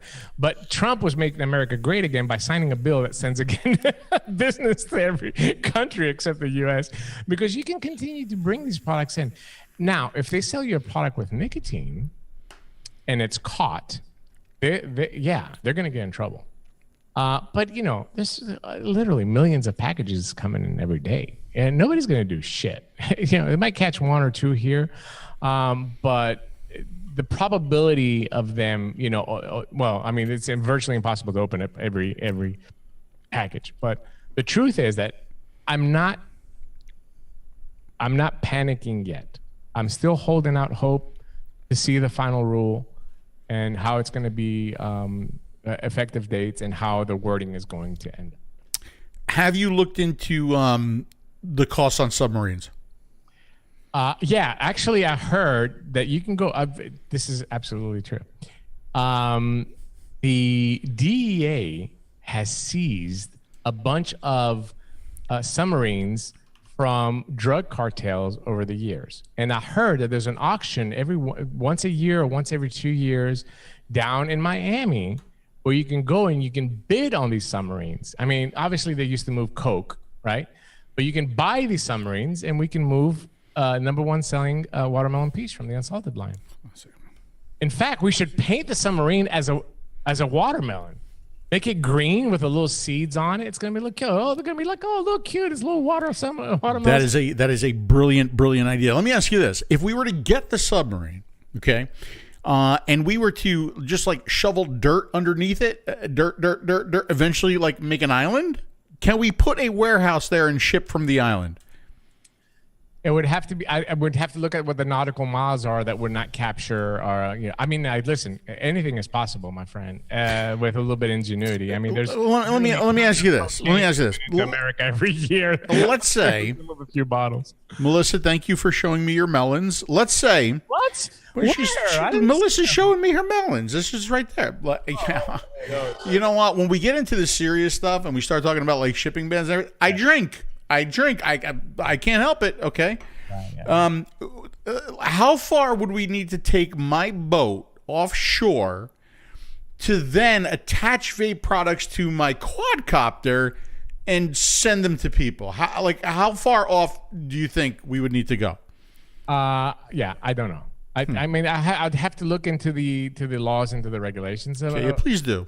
But I definitely can make it happen. And look, listen, I think DIY is going to have it a little bit easier, simply because DIY companies have an advantage. They can create a company, and all they sell is individual. They don't have to say vape anywhere. And I know nicotine is a little bit tricky, but it's all about the manipulation, right? So flavoring companies. Again, Jennifer's here. We've done the DIY episode. Go back and see it if you want to dab around with it a little bit. But I think that I'm not saying that they're exempt, because clearly, if you read the definition of what I just read to you earlier, those components are captured as well too. I just think that the flavoring companies, because most of them don't sell hardware, if they're very, very careful in the wording of the website and what they're shipping out, I think DIY companies have a little bit more of a wiggle room than going into a website that's called, My Vapor Store, right? Right. It's very pretty obvious, right? It's very difficult for you to be able to get away with it there. But and I just want you to know that Jennifer did get a little bit jealous about with Melissa, so Jennifer is now showing me her melons and her berries. Oh wow! Yes, thank you, Jennifer. Our men have all the luck. Yeah. So. Rob says, many vapors are losing faith in calls to action. Are there any successful calls to action in the past that I can point in order to motivate them? 0.0. You're right. You're right. He's absolutely right. And it's like, okay, look, again, it's how I feel. Like I was playing devil's advocate before. It's like eventually the fight. Yeah, look, I'm gonna do the calls to action. Okay, I'm going to. Right. I would recommend that all of you do the calls to action. All of the links that you heard or you saw in the show tonight, they will be with the replay on tasteyourjuice.com. Can't put them in the description on YouTube. They get crazy about links all of a sudden. But do I have any hope? Do I have any faith? Nothing we have done has worked. 0.0, nothing has worked. We've gotten fucked up the ass every turn we've made. Everything we've done, everything that we've tried, we got fucked in the ass. Everything. So do I have any hope? I hate to be that critic. I hate to be that cynic. Right? But I'm sorry. This is how I feel at this point. I agree. It shouldn't stop you from doing it. No. I said I'm going to do it. I'm going to do it. Not only am I going to do it, but I'm going to put it all up on Taste Your Juice, even just the CASA thing alone, right? Because I will always support it. But it's the wind. The wind is out of the sails, man. Yeah. Red Vapes says New Hampshire just had a successful call to action to beat a flavor ban February 1st. There you go. I mean, we've had a lot of state call to actions that have been successful, but I think what Rob is saying on a national level, and I agree with him, on a national level, we haven't been able. Well, I mean, we did have a successful campaign with Trump, when they were trying to ban the flavors all across the board. I think that raising hell and calling the White House and what we did back then. Yeah. Was and you know what? Maybe it's a little bit unfair. Maybe it's a little bit unfair for me to say that there haven't been any wins, because look, even in Florida, we won. Okay, we there was a small win. The flavors did not get banned. Okay, DeSantis seems to be that kind of a DeSantis seems to be okay. But I was just talking to Nick Orlando. It's coming back this year. It's coming back. Oh yeah, it's coming back in a fury because people are pissed that he vetoed it. It's in Florida. You didn't win. because the bill passed. The governor vetoed that bill. That's how you want. So now the people that anybody that brings a bill that's vetoed by the governor, they're not happy. So what they do is they get more money from Bloomberg and all these other organizations, and they come back with a vengeance. And it's hard for us to fight at that point. But Bloomberg wants to be the only game in town. The only gay in town? Well, and game in town. Yeah, absolutely. So anyway, don't be again. This show is going to keep going on. We're going to keep updating you as we get more information. We're going to show you the black market way of getting liquid. We're going to keep doing. Maybe we'll do an updated DIY, something a little bit more simple again for people to get started. As long as we're around, we'll be able to give you options, and hopefully some more carriers will be able to pop up. They're going to take advantage of this huge gap that FedEx and DHL are leaving, because there's a lot of money to be made there. But it's the problem that I have with that is going to benefit large companies only. Not going to benefit the smaller companies. So if you're a small mom and pop's internet operation and you have maybe 10 orders a day, 20 orders a day, you're fucked. But that's not true. I don't know. What? That's not true. Why? Because I'm going to contact Naples Vapor tomorrow, and I'm going to get a big saddlebag for my bicycle. Yeah. Okay, and I will be delivering vape products in Cape Coral, the Cape Coral area. There's a company, it's the Vapor Stockroom, I think it was. They're hiring drivers to be able to deliver, in the southeastern region. There's another company. If I remember correctly, do you remember when we visited my vapor store in New York? We talked. The guys there are really nice guys. They took me out to. You weren't there that day, but it took me out to this fantastic. Me and George were there.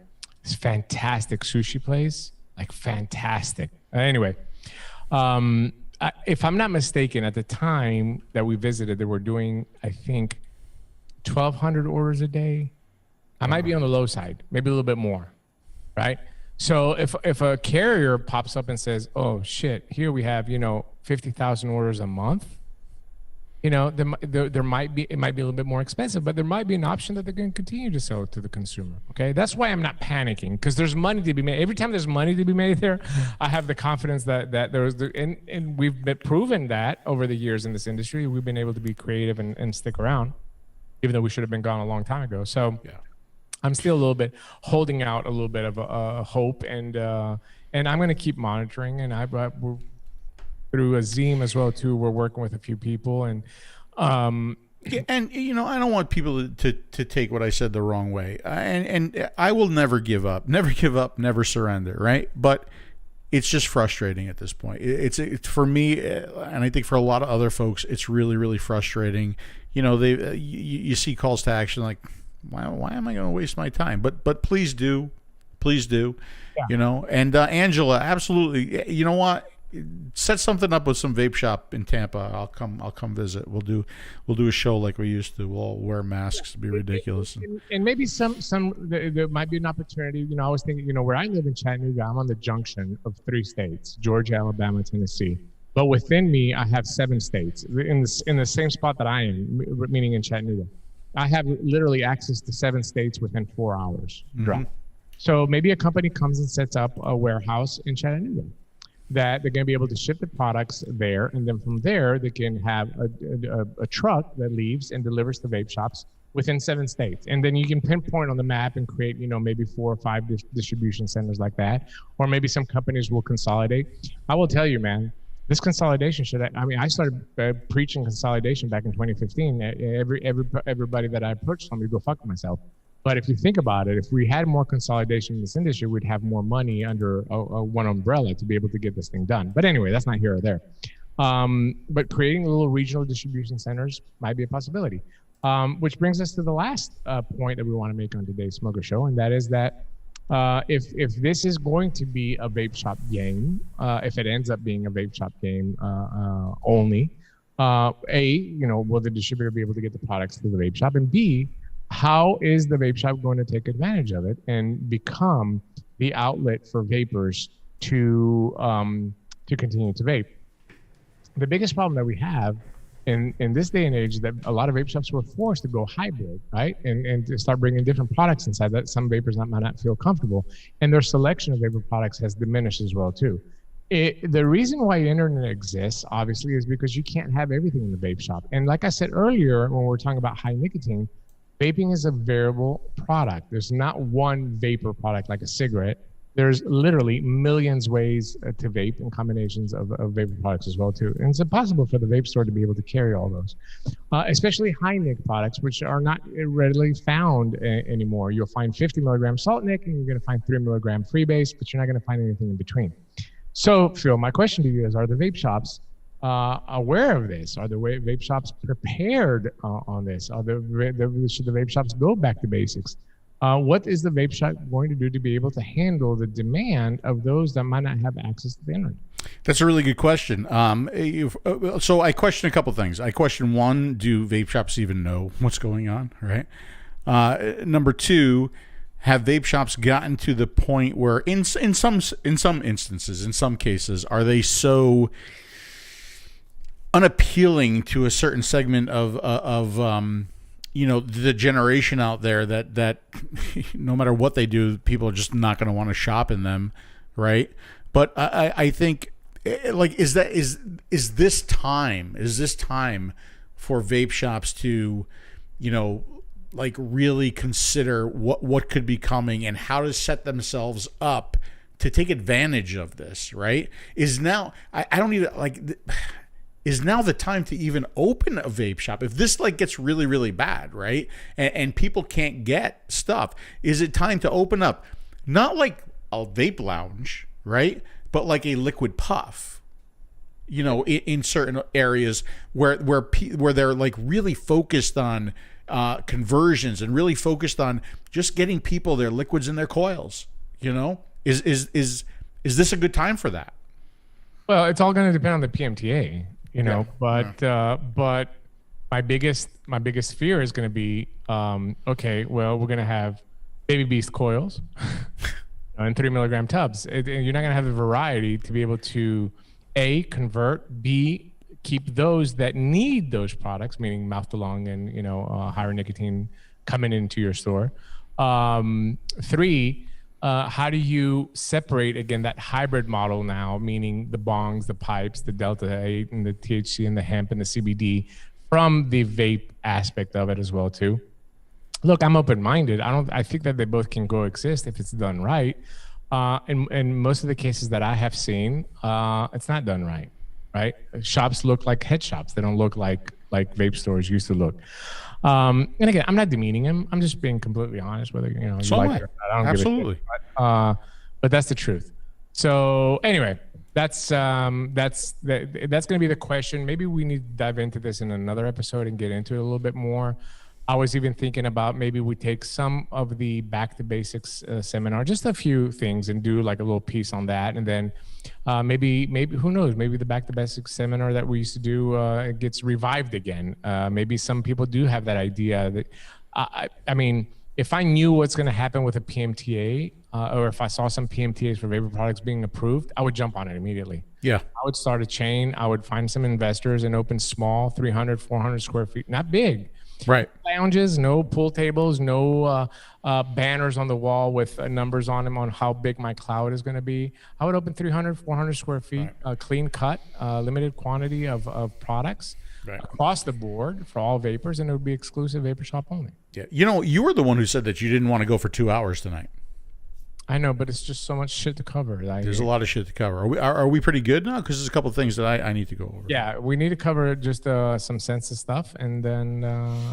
Well, no, even before the census stuff. By the way, if anybody has any questions about the census, the technology behind the census, the video review / introduction that I did with the census, now is the time to put those in the comments, okay?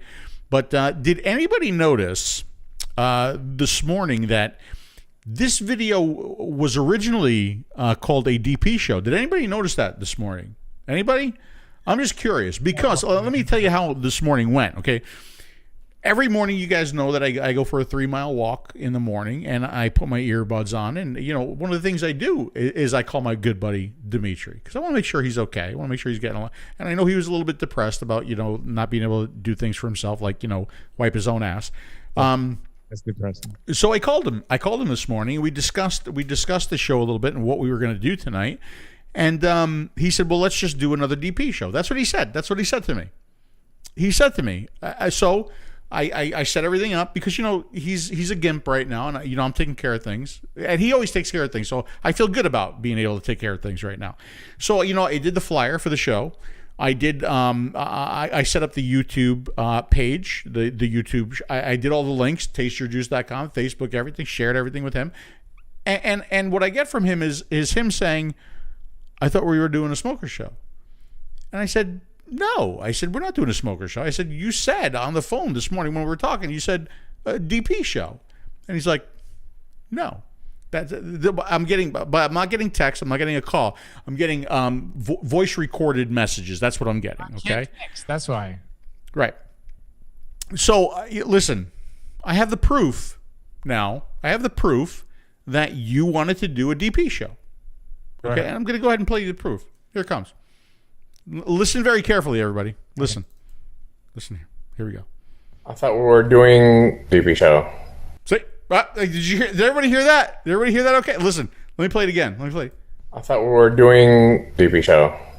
I thought we were doing DP show. That's what he said. Hold on. Wait, I got some more. I got more. Listen to this. No, I told you it makes more sense to do a DP show since we're doing the vape shop thing, but that's okay. Right? Let me let you hear that again. No, I told you it makes more sense to do a DP show since we're doing the vape shop thing, but that's okay. That sounds like it's cutting. No, absolutely, it's not cutting. No, you might think you're hearing that. No. And then after that, he belittles me. He makes me feel like. Listen to what he says to me. Listen to this. Listen to the abuse that I take from him. I understand at your age, how you can easily get confused. My arms are broken. My brain is working 110% in full capacity. That's what I got. That's what. Let me listen. This is the abuse. But I do everything that I can for this guy, right? I love him to death. I'm so worried about him with his accident, thinking that he left us, right? And I understand at your age, how you can easily get confused. My arms are broken. My brain is working 110% in full capacity. And then after all of that, he still wants me to provide him with sexual favors. Listen to this. Suck my balls. You believe that? Unbelievable. Suck my balls. I forgot. Unbelievable. On the internet forever now. That should be your text alert. It's crazy. I think I might make it. Now, there's something else too that I wanted to share with everybody. Everybody remembers last week what we did was we showed the accident video that Dimitri was in. I was bitching about the resolution and how it was very, very difficult to see everything. I've been able to enhance it a little bit. I can hold a straight face. I've been able to enhance it a little bit. All right, so the first clip that we're going to see is the full speed. Okay? And then we'll slow it down a little bit. All right, so let me go over here and we'll see. There's the van right there. There's the van. And we'll go ahead and play this full speed. Okay, here it comes. Just pay attention to what happens here. Wow, that's a huge production you put together. Pay attention. Here. Oh my God. I mean that's hold on. Oh wait, that's terrible. I'm so glad you're still with us. No, now, right. but some people might question whether or not that was actually the accident, right? Right. And so what I had to do is I had to slow it down a little bit. Let me go back here, and you'll be able to see here as I slow it down a little bit what really. Oh, look at this.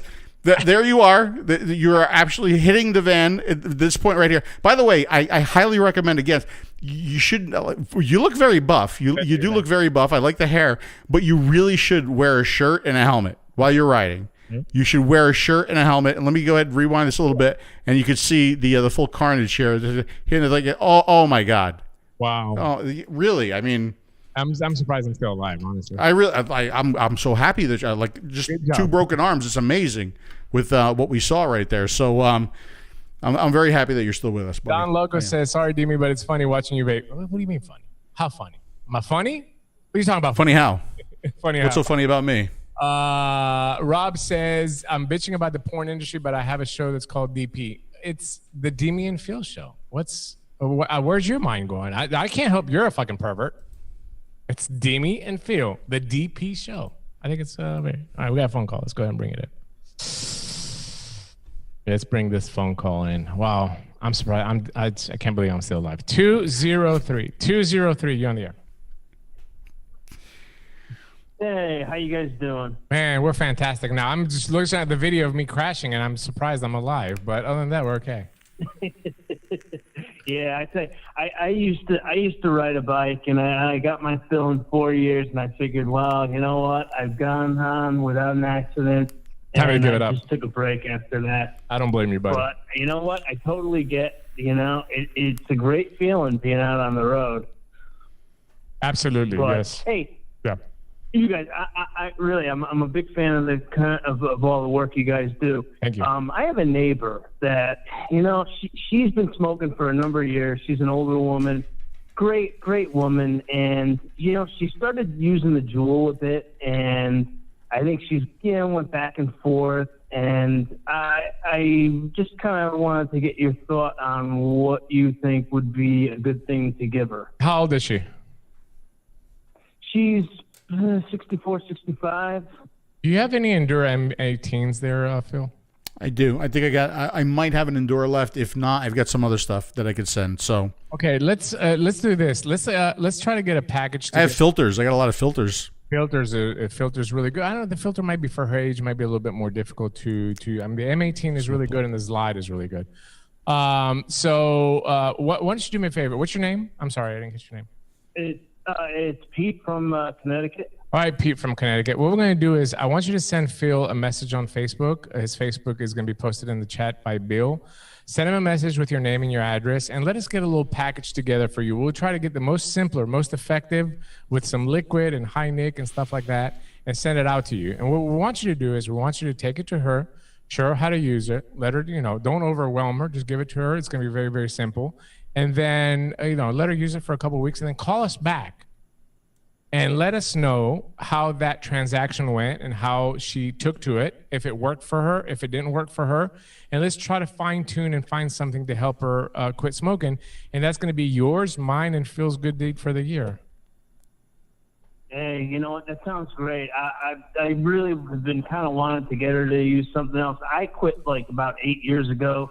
I use the K-Fun and just mouth along, and so anything I can do, I really appreciate it. That'd be real awesome. Yeah, Pete, absolutely. And go buy an Aries too. You're gonna like it. It's just like the K-Fun, only $100 cheaper.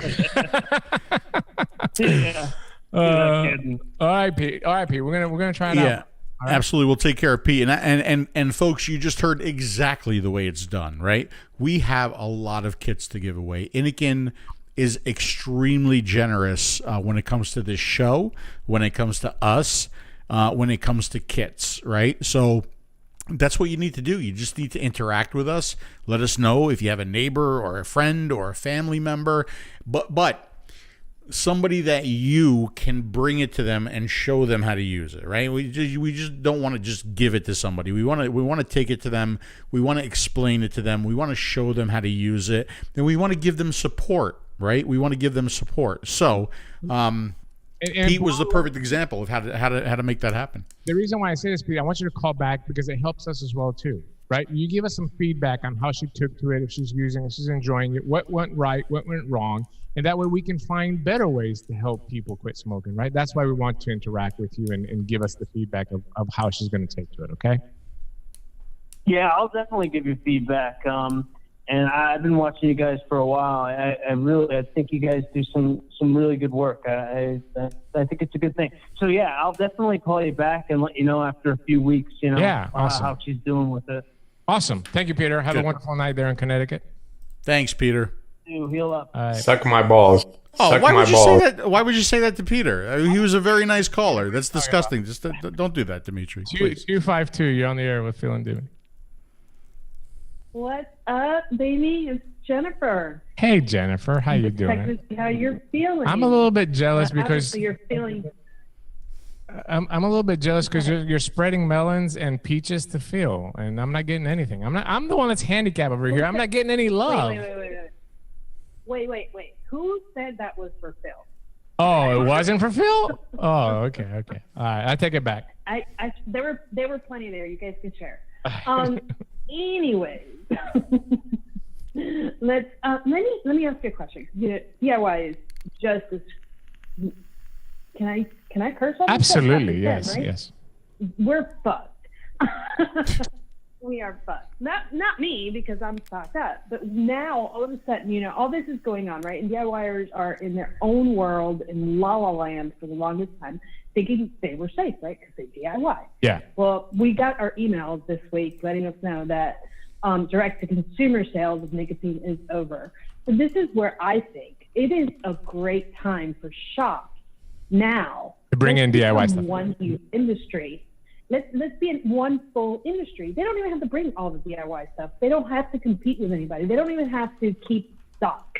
They can do affiliate links with the companies like Liquid Barn, the ones that sell nicotine, VG, PG, and even flavorings, right? But they don't even have to do the flavorings just for the nicotine, because DIYers will still be able to get their flavorings, right? Yeah. But if somehow everybody could just, let's pull together. And, if somebody wants to order nicotine, you do it like you do guns, go to the vape shop, you pick it up there, you sign, you make sure, date, age, blah, blah, blah.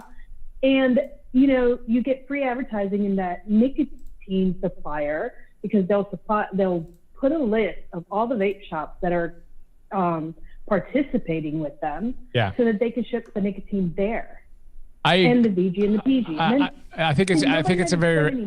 If I open stores, if we get PMTAs and we open stores, I would definitely. In Greece at Liquid Puff, I have VG, PG, nicotine shots. I even have flavor shots and flavorings as well too in the shops, all the shops. We cater to that. We cater to that crowd as well too. It's not big, but we cater to that crowd. We have the shaken vapes as well too, so people need VG, PG, and nicotine as well too. But we have everything for you to DIY in the shop as well too. It doesn't take away from nothing. In fact, it enhances sales, in my opinion. I'm surprised that people here, but then again, here the greediness of 2016 of selling 30 ml bottles for $25 of high VG liquid is what did it here. I cannot believe that shops here do not carry, and that's why they lost a lot of the people and people started shopping online. Again, having said that, I do believe that DIY is a little bit easier. I think you're gonna be able to skirt the laws a little bit easier than us. Well, I mean, from your mouth to God's ears, but we don't know. You know what I mean? Yeah, let's just wait to see what the final rule is gonna be. Yeah. 90 seconds. I'm personally prepared, but now I'm seeing all the people freaking out online who have not been preparing. And this, if you think that you're going to prepare last minute in the last 2 weeks and be ready to hold out for 4 or 5 years till everything gets resolved, you better have some savings. Yeah, I have some faith in maybe the language will change a little bit. And like I said, I think that we're still going to be able to get it. My only concern is, the consumer not to get hurt.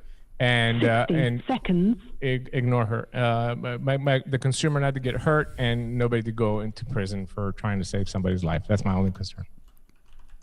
Yeah, then that would be a great concern. So, but wouldn't it be beautiful if the whole vaping community could sing together, come together, that's such horseshit. I don't know what kind of unicorn you've been vaping tonight, but that's just never going to happen. But the business opportunity is there. I totally agree with you. If I had the opportunity, like I said, and knew that these products to retail are going to be around for the long run, I would definitely implement it into my store. Yeah, I just think it's just. I feel bad for all these 10 seconds. Jennifer, help me out with my stunt questions. Good woman. Oh, you and Melissa got a thing going on? No wonder. All right. Well, Jennifer, I agree with you. Thanks for that. It was good input. Hopefully those that are listening, maybe they'll take it seriously. Okay. You stay sweet, as always. And maybe we'll do another DIY episode. We should start planning something for the next couple months. Give a little update after we see what happens with USPS. after we see what happens. I don't want. Yes. I don't want to do nothing right now. I want Yes, to sit I back agree. and watch it. I agree. All right, honey. Have a wonderful evening. We All right. appreciate you calling in. Ciao. All right, bye. Yeah, crazy, man. Jennifer's such a good person. Yeah, she really is. She really is. And she spreads her melons and her peaches around too, apparently. She said that was for you, but clearly that was for me. No, she said she put enough for both of us on there. That's what Okay. she All right. And we ran out of time. Yep, we did.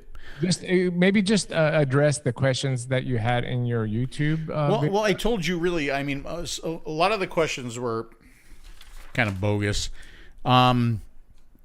So one person said the technology felt a little gimmicky. Cotton and wire only last so long, regardless of special chips. And then he said, "Change my mind." Well, I mean, I gave you the information in the video to change your mind, right? I gave you the science. I showed you the signal. I showed you what it's trying to do.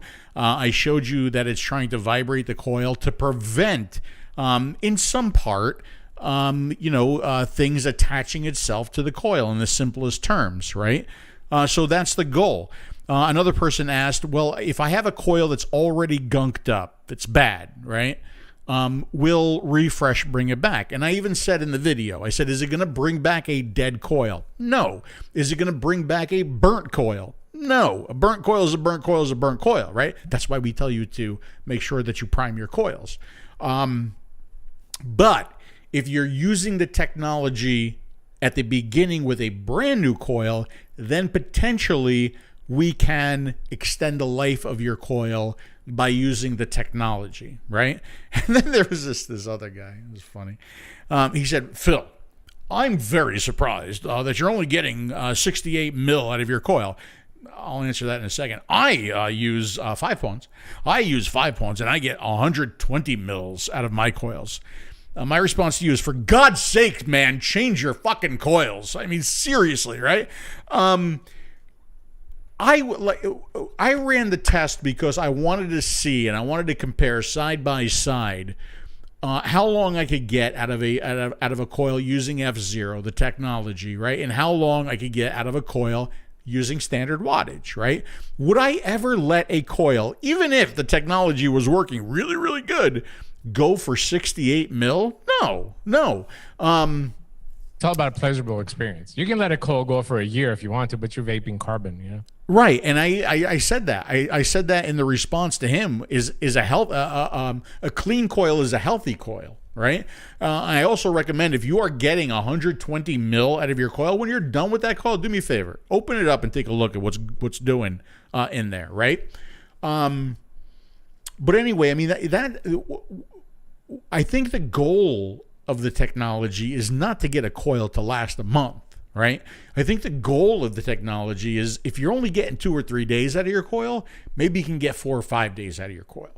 Yeah. Right? I think that's what we're trying to do, or at least that's what 𝗖𝗓𝗋 is trying to do with the Sensis technology. Crisp up the performance and the pleasure of the vapor. And if you can go 7 days with the same, it's a point, again, people that watch the video obviously didn't listen to what you said or didn't watch the video, but some people. But me, when I discovered variable wattage and I started vaping like that, this is the only way I can vape. I can't vape unregulated anymore because I like a consistent hit every time that I hit the button. I think if we can replicate that and get the same consistent hit flavor-wise in every puff on a 7-day period with a coil, or 10-day period, or whatever you can extend it to, that's enhancing. That is innovation. That is new technology. There's nothing gimmicky about that, right? It's about having that consistent hit after time, after time, after time, and that makes the end user experience more pleasurable and more satisfying, and hopefully keep you off cigarettes. That is the end goal of this technology. Yeah. It's not gimmick. There's nothing gimmicky about it. The only gimmicky about it is that this industry has some people in there, some cancers, as I call them, cancers of vaping, that just basically have an opinion on everything, and that's generally a society problem, not just in vaping. Shall I read one of those for you? Let's read one of those, and then we'll end the show off with what I consider a good question. Not necessarily a Sensis question, but it was in the Sensis thread. But listen to this one. This is a good one. Just another self-contained battery pod system. Whether it has a 510 adapter or not, it's useless when the battery goes dead and you can't find a place to charge it. Plus, the pod is not rebuildable. Just go find a small 18650 battery mod and a rebuildable tank. So listen, all of you guys who absolutely don't want to build, just go find a rebuildable tank. Go ahead. Do it right now. Go. I'll wait. All right? Just go find a rebuildable tank and you'll be better off. You'll be better off, okay? The reason companies are blah, blah, blah comes out. Okay. For the price of one pre-built coil, you can buy 100-foot spool of wire and build hundreds of coils and save lots of money. I agree with you. Sure. But the same way not everybody wants to DIY their own liquid is the same way not everybody wants to build their own coils, right? And I'm not here to dictate what you guys need to do. I'm not here to say that you need to go DIY. Maybe eventually we will need to all go DIY, but I'm not here to tell you that now. And I'm also not here to tell you that although you can save money building your own coils, right? It's not for everybody.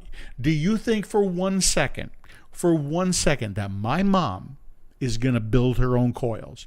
It's not happening, right? It's not happening. So I wish that people would just understand that and like stop looking at the world from their like tiny narrow little vision, right?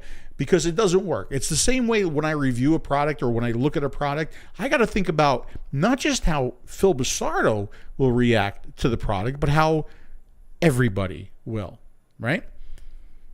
What do you think, Dave? I think that gentleman might had an inclination to think that we actually give a shit what his opinion is. But the reality is that we don't. That's what I have to say. All right. Angela says, where can I get the 22 millimeter Aries? InnikenStore.com has the 22 millimeter Aries 2 in stock right now. It's the only place in the US that you can get the 22 millimeter version. Every other store ordered only the 24 mil, but the 24 millimeter. But the Inniken store has the 22 millimeter.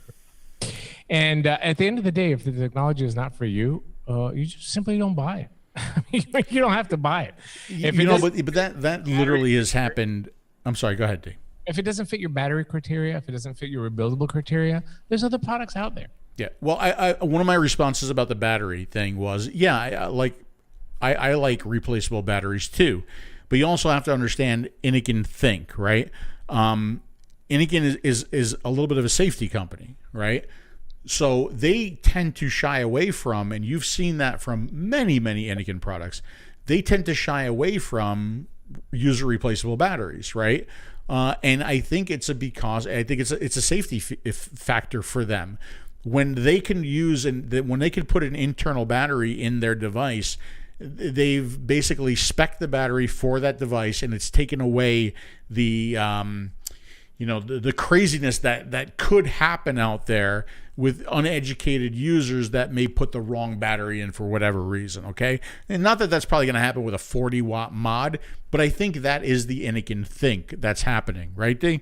Yeah, absolutely. And, but they do have a variety of products. They do have products that have a battery or stuff like that. I think judging the product because it doesn't fit your standards, I think it's stupid. I think it's silly. And like I've seen that from like day one, like especially when I review something that's a little bit more expensive. Like, oh my God, it's so expensive. I hate it. Like, it's on the Find F Facebook group. By the way, that's where you can get information about the Sensis technology. Find F.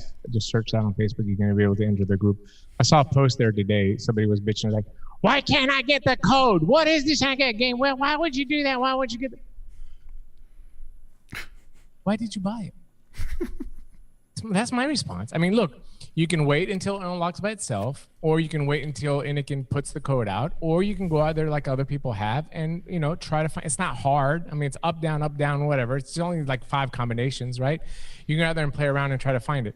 But why go buy it knowing that the code comes locked on the device? That's what it boils down. I mean, it's a huge threat. I mean, it's a huge post by one person. That doesn't make any sense. I like. Let me see if I could find this again. Go ahead, talk, D. I'll see. Yeah, we also have a Coolfire Z80 coming out that's going to have a replaceable 18650 as well too. That's in the works. It should be out here in the next month and a half. We were just finalizing colors about 3 weeks ago before Chinese New Year, so I think that they're in production now. But we have a Coolfire Z50 that came out with an internal battery, which is my arm. Hold on a second. We have the Zenith 2 coming out that I'm sure we could talk about now. This right here, and we're making the same thing that's going to go up to 80 watts now. That's going to have an 18650 removable battery out there, and then a few other products that are coming out. There's a lot of variety and options. If you don't like them, don't buy them. Right. Yeah, but people, they need to bitch. They find their happy place when they're bitching about something. Roland Arthur says, this is a good idea. Roland Arthur says he gets 500 mil out of a coil. Good. And he said it tastes like an ashtray when he's done. Good for you, Roland. You know what? I think Cuomo's nipples from New York. You know what? Just never change your coil. There you go. I mean, that'll save a lot of money. I can remember like when my mom, when she first started vaping, and man, like I would go home for like a vacation or for a holiday and be like, Ma, let me try. Oh my God, Ma, change your coil for God's sake. It's almost like you wish in some cases it was like automatic, like the coil just like after your whatever puff, the coil just shot itself out of the tank, so you had to replace it. Yeah, I think that I like what they did with the code. I thought it was fun. It brought some entertainment into this miserable industry that we're in. And it was a fun thing. I don't see nothing wrong with it. And it doesn't take away from the device. Eventually you're going to get the code, it's going to be unlocked. But I think dumping all that into a user, especially if you're not an experienced vapor, it was better to get the experienced vapors with the codes to start working and start getting some numbers and figures down, and then opening up that technology to the rest of the world, because it is a little bit more complex when you're trying to change frequency of how you're vaping your wattage, and a lot of people I've even heard it. Oh, it's pulse width modulation. It is. That is pulse width modulation, Phil. That's exactly what that is. No, it's not pulse width modulation. Well, I'll talk to that in a second. David asked the question. This is actually the second time I got that question today. Will the 24 fit the Sensis? I'm assuming you're talking about a 24 millimeter tank. Yes. Somebody just asked me that today. The 510 platform on the Sensis is actually a 25 millimeter platform, and I also measured the entire diameter because the platform sits pretty flush with the device. You can probably get up to a 28 millimeter on here and have it look right. No, pulse width modulation is a little bit different than an AC signal. In your video is what I'm saying. I even understood it. I don't know shit about electronics. I understood it from your video, understanding that pulse width modulation never goes into negative. It goes up, middle, up, middle, and then. Yeah, well, okay, so pulse width modulation can go negative, okay? But in the world of vaping, it's never gone negative. It's always been a positive signal, right?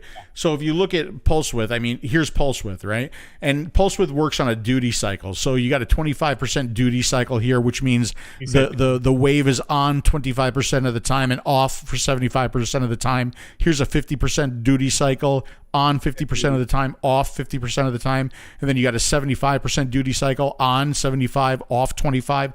So in the world of vaping, that is how they did things with duty cycles, and that is how they were able to vary the voltage by the height of that signal and also the width of the signal or the duty cycle of the signal. Okay, but the Sensis is a true AC signal, and somebody even said, well, is the difference between it's just like a square wave versus a sine wave. They said the Sensis is a true sine wave. No, you can't even think about it that way, because even a sine wave can be completely positive or completely negative.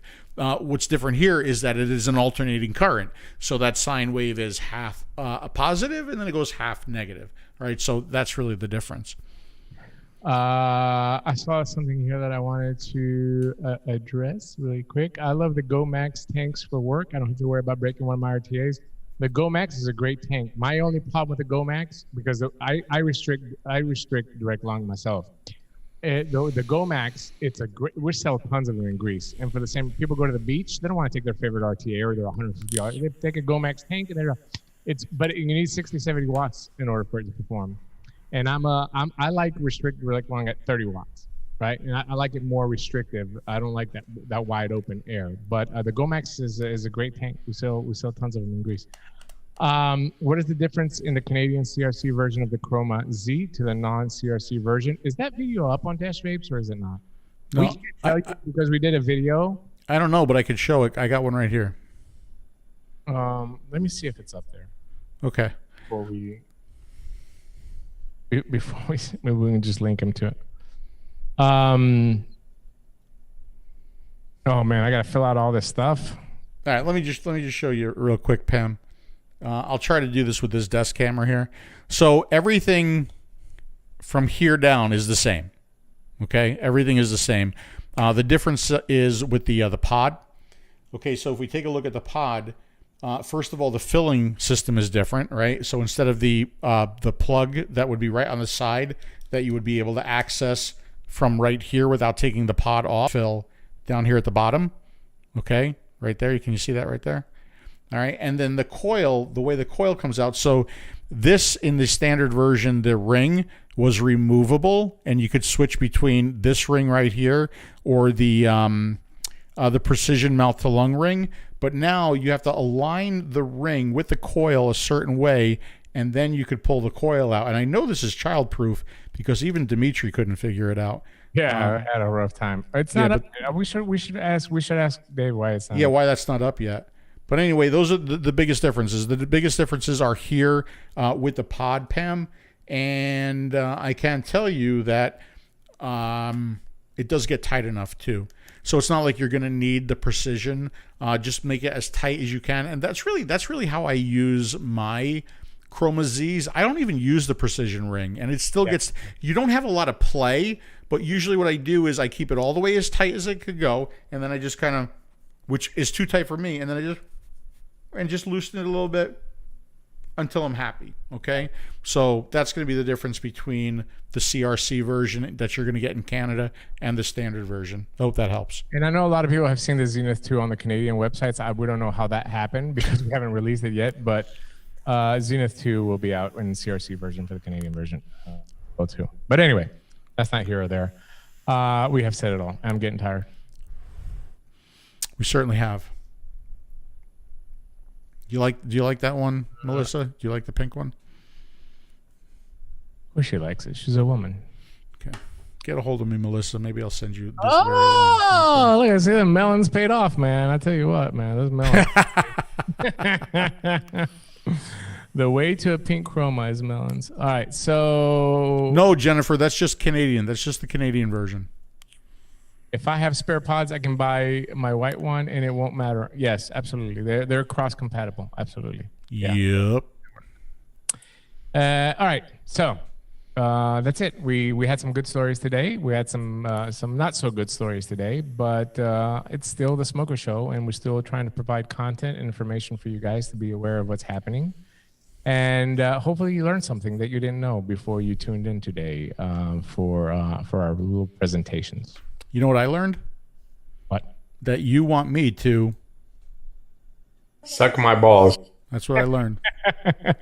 Well, I mean, that's not a secret, really. I literally say that every day to you. So it's not like it's the first time. But from now on, I'm going to start capturing some of your audio as well. I do. That's why I type. That's why I type everything. You're going on this board over here. Don't worry. But yeah, that's what I had to say, Phil. That's it. That's I think we covered everything. I think I didn't see any more questions come through, so hopefully we got it all. Hopefully some of the information was helpful. Do go and sign the stuff on 𝗂𝗓. Remember, all of the links that you saw in this show will eventually be on tasteyourjuice.com tomorrow. I always post the link replay or the show replay, and in the replay post, that is where you're going to find all the links, okay? 1 second. Apathy Miller had asked me, I didn't forget about you, buddy, but, obviously, as you can see, I've been a little bit tied up. But he's looking for a T18 tank for his mom. He's got the battery, but he doesn't have a tank. Do you happen to have one around? T18 tanks? Yeah. I don't know if I have any T18 tank, but I tell you what, get a hold of me, and if I don't have a T18, maybe I'll just send you a like a Cool Fire Mini with a Zenith. That would be nice, right? Yeah, it was for his mom. She just liked the T18. Yeah. Just get a hold of me. Yeah. Just anyway, I will look as well too. I just been, I've been in bed. I think I have one down here actually. I just have to go. I mean, look, it's a mess down here. I'll have to look through it and see if I can find it. But yeah, I haven't forgot about you there, buddy. All right. Like and share this video if you enjoyed it. It really helps the algorithm and it helps us get some views, and we really, really appreciate it. And yeah, maybe next Tuesday night at DP show, you should reach out to Mike again and see if he's going to be still in Cape Coral. Maybe you invite him next Tuesday to the show. No, he's only going to be here until Saturday. Fuck him then. I'm just kidding, Mike. I'm just kidding. All right. Well, we'll figure something out. Maybe we'll do a DP show next week and have a little bit more fun. We have to have some fun, man. I'm just tired of doing all this serious shit. We need to go back to the bromance of 2013, where all we had to worry about is like, at what point are you going to get piss out drunk and start embarrassing yourself? Then I had to, wheel you in and take you back to your hotel room. I want to go back to those days. I never embarrassed myself. Well, maybe a couple of times. Those days. Yeah, I mean, I can go on and on, but in a jokingly way, I'm saying, well, I want to have some fun. I do see myself coming back a little bit though. I do see myself like every now and then, like, and it's happening more and more. It's like, you know what? I just want to get shit faced drunk tonight. So I miss it too. You're doing better, and hopefully we're gonna get back. I miss those days. I miss the days of having fun in this industry. And what we have to worry about is stupid shit, like, stupid drama shit. I want to go back to that. So maybe we'll just do a fun DP show. Maybe we'll do some reminiscing. Maybe we can pull up some video from some of the older stuff that, Let's do a drinking show. A drinking show. That is. We haven't done that in a while. Even if I can't, I haven't drank since the accident though. I mean, I might not make it 10 minutes if I start drinking. And I'm not taking any pills or anything. I'm not taking oxys or anything like that. But I haven't drank because even now when I sit down or when I get up, I get dizzy. So I'm concerned if I fall. I have nothing to grab onto. Don't do that. The last thing you want to do is break your broken arm. Yeah. So I don't know. We'll see. All right. Okay, we done?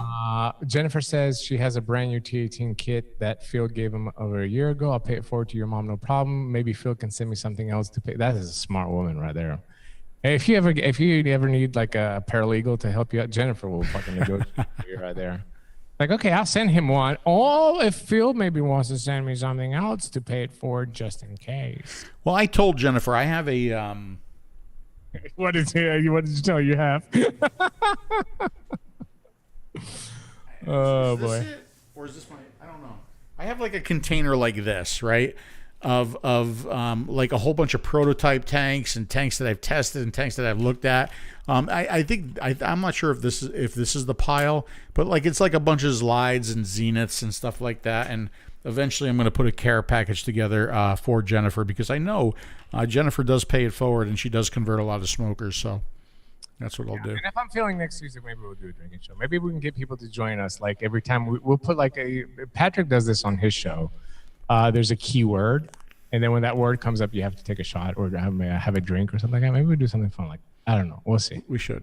We'll come up with something. So everybody get your favorite alcohol ready to go because it's coming. It's going to happen. Okay. Yeah. All right. We said it all. All right, boys and girls. We hope you enjoyed the episode. And yeah, that's it. And hey, make sure before we start talking shit that we're completely off the air, unlike those school teachers, that school board. Okay, let's not. Wait. Listen to this idea. So, my idea is to make an OnlyFans. Oh yeah, maybe an OnlyFans. Me and Phil doing an OnlyFans. Subscription will be $10 a month to our OnlyFans. Obviously, there's going to be no nudity because who wants to see that?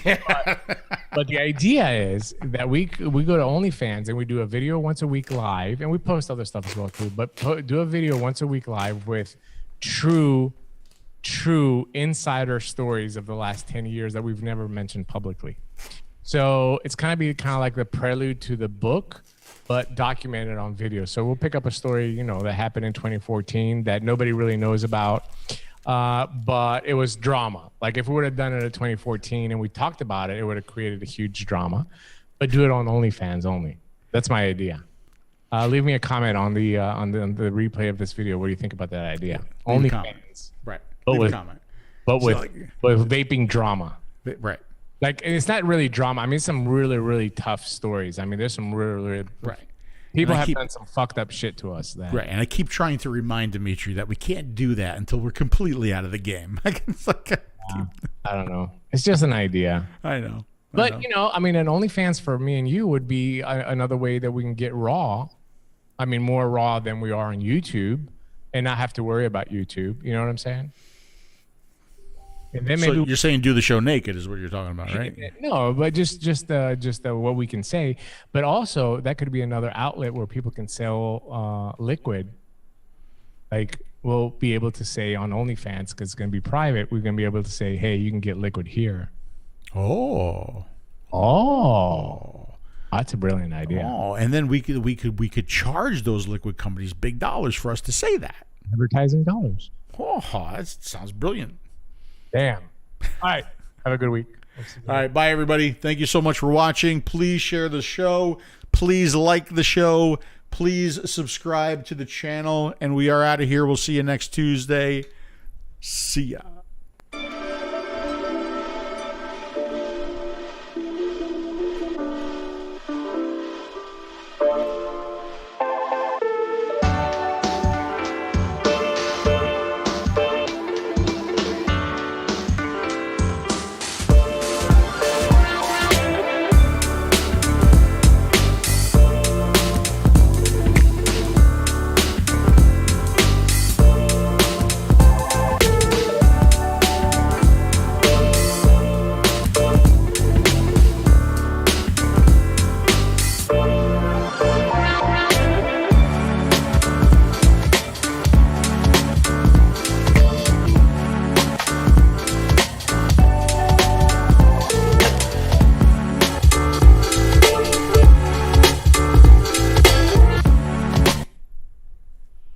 I'm sorry. One more thing. Bill Tarling, go fuck yourself.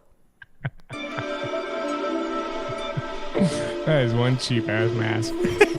And the fucking gypsy sell it to you. Careful, we're still on.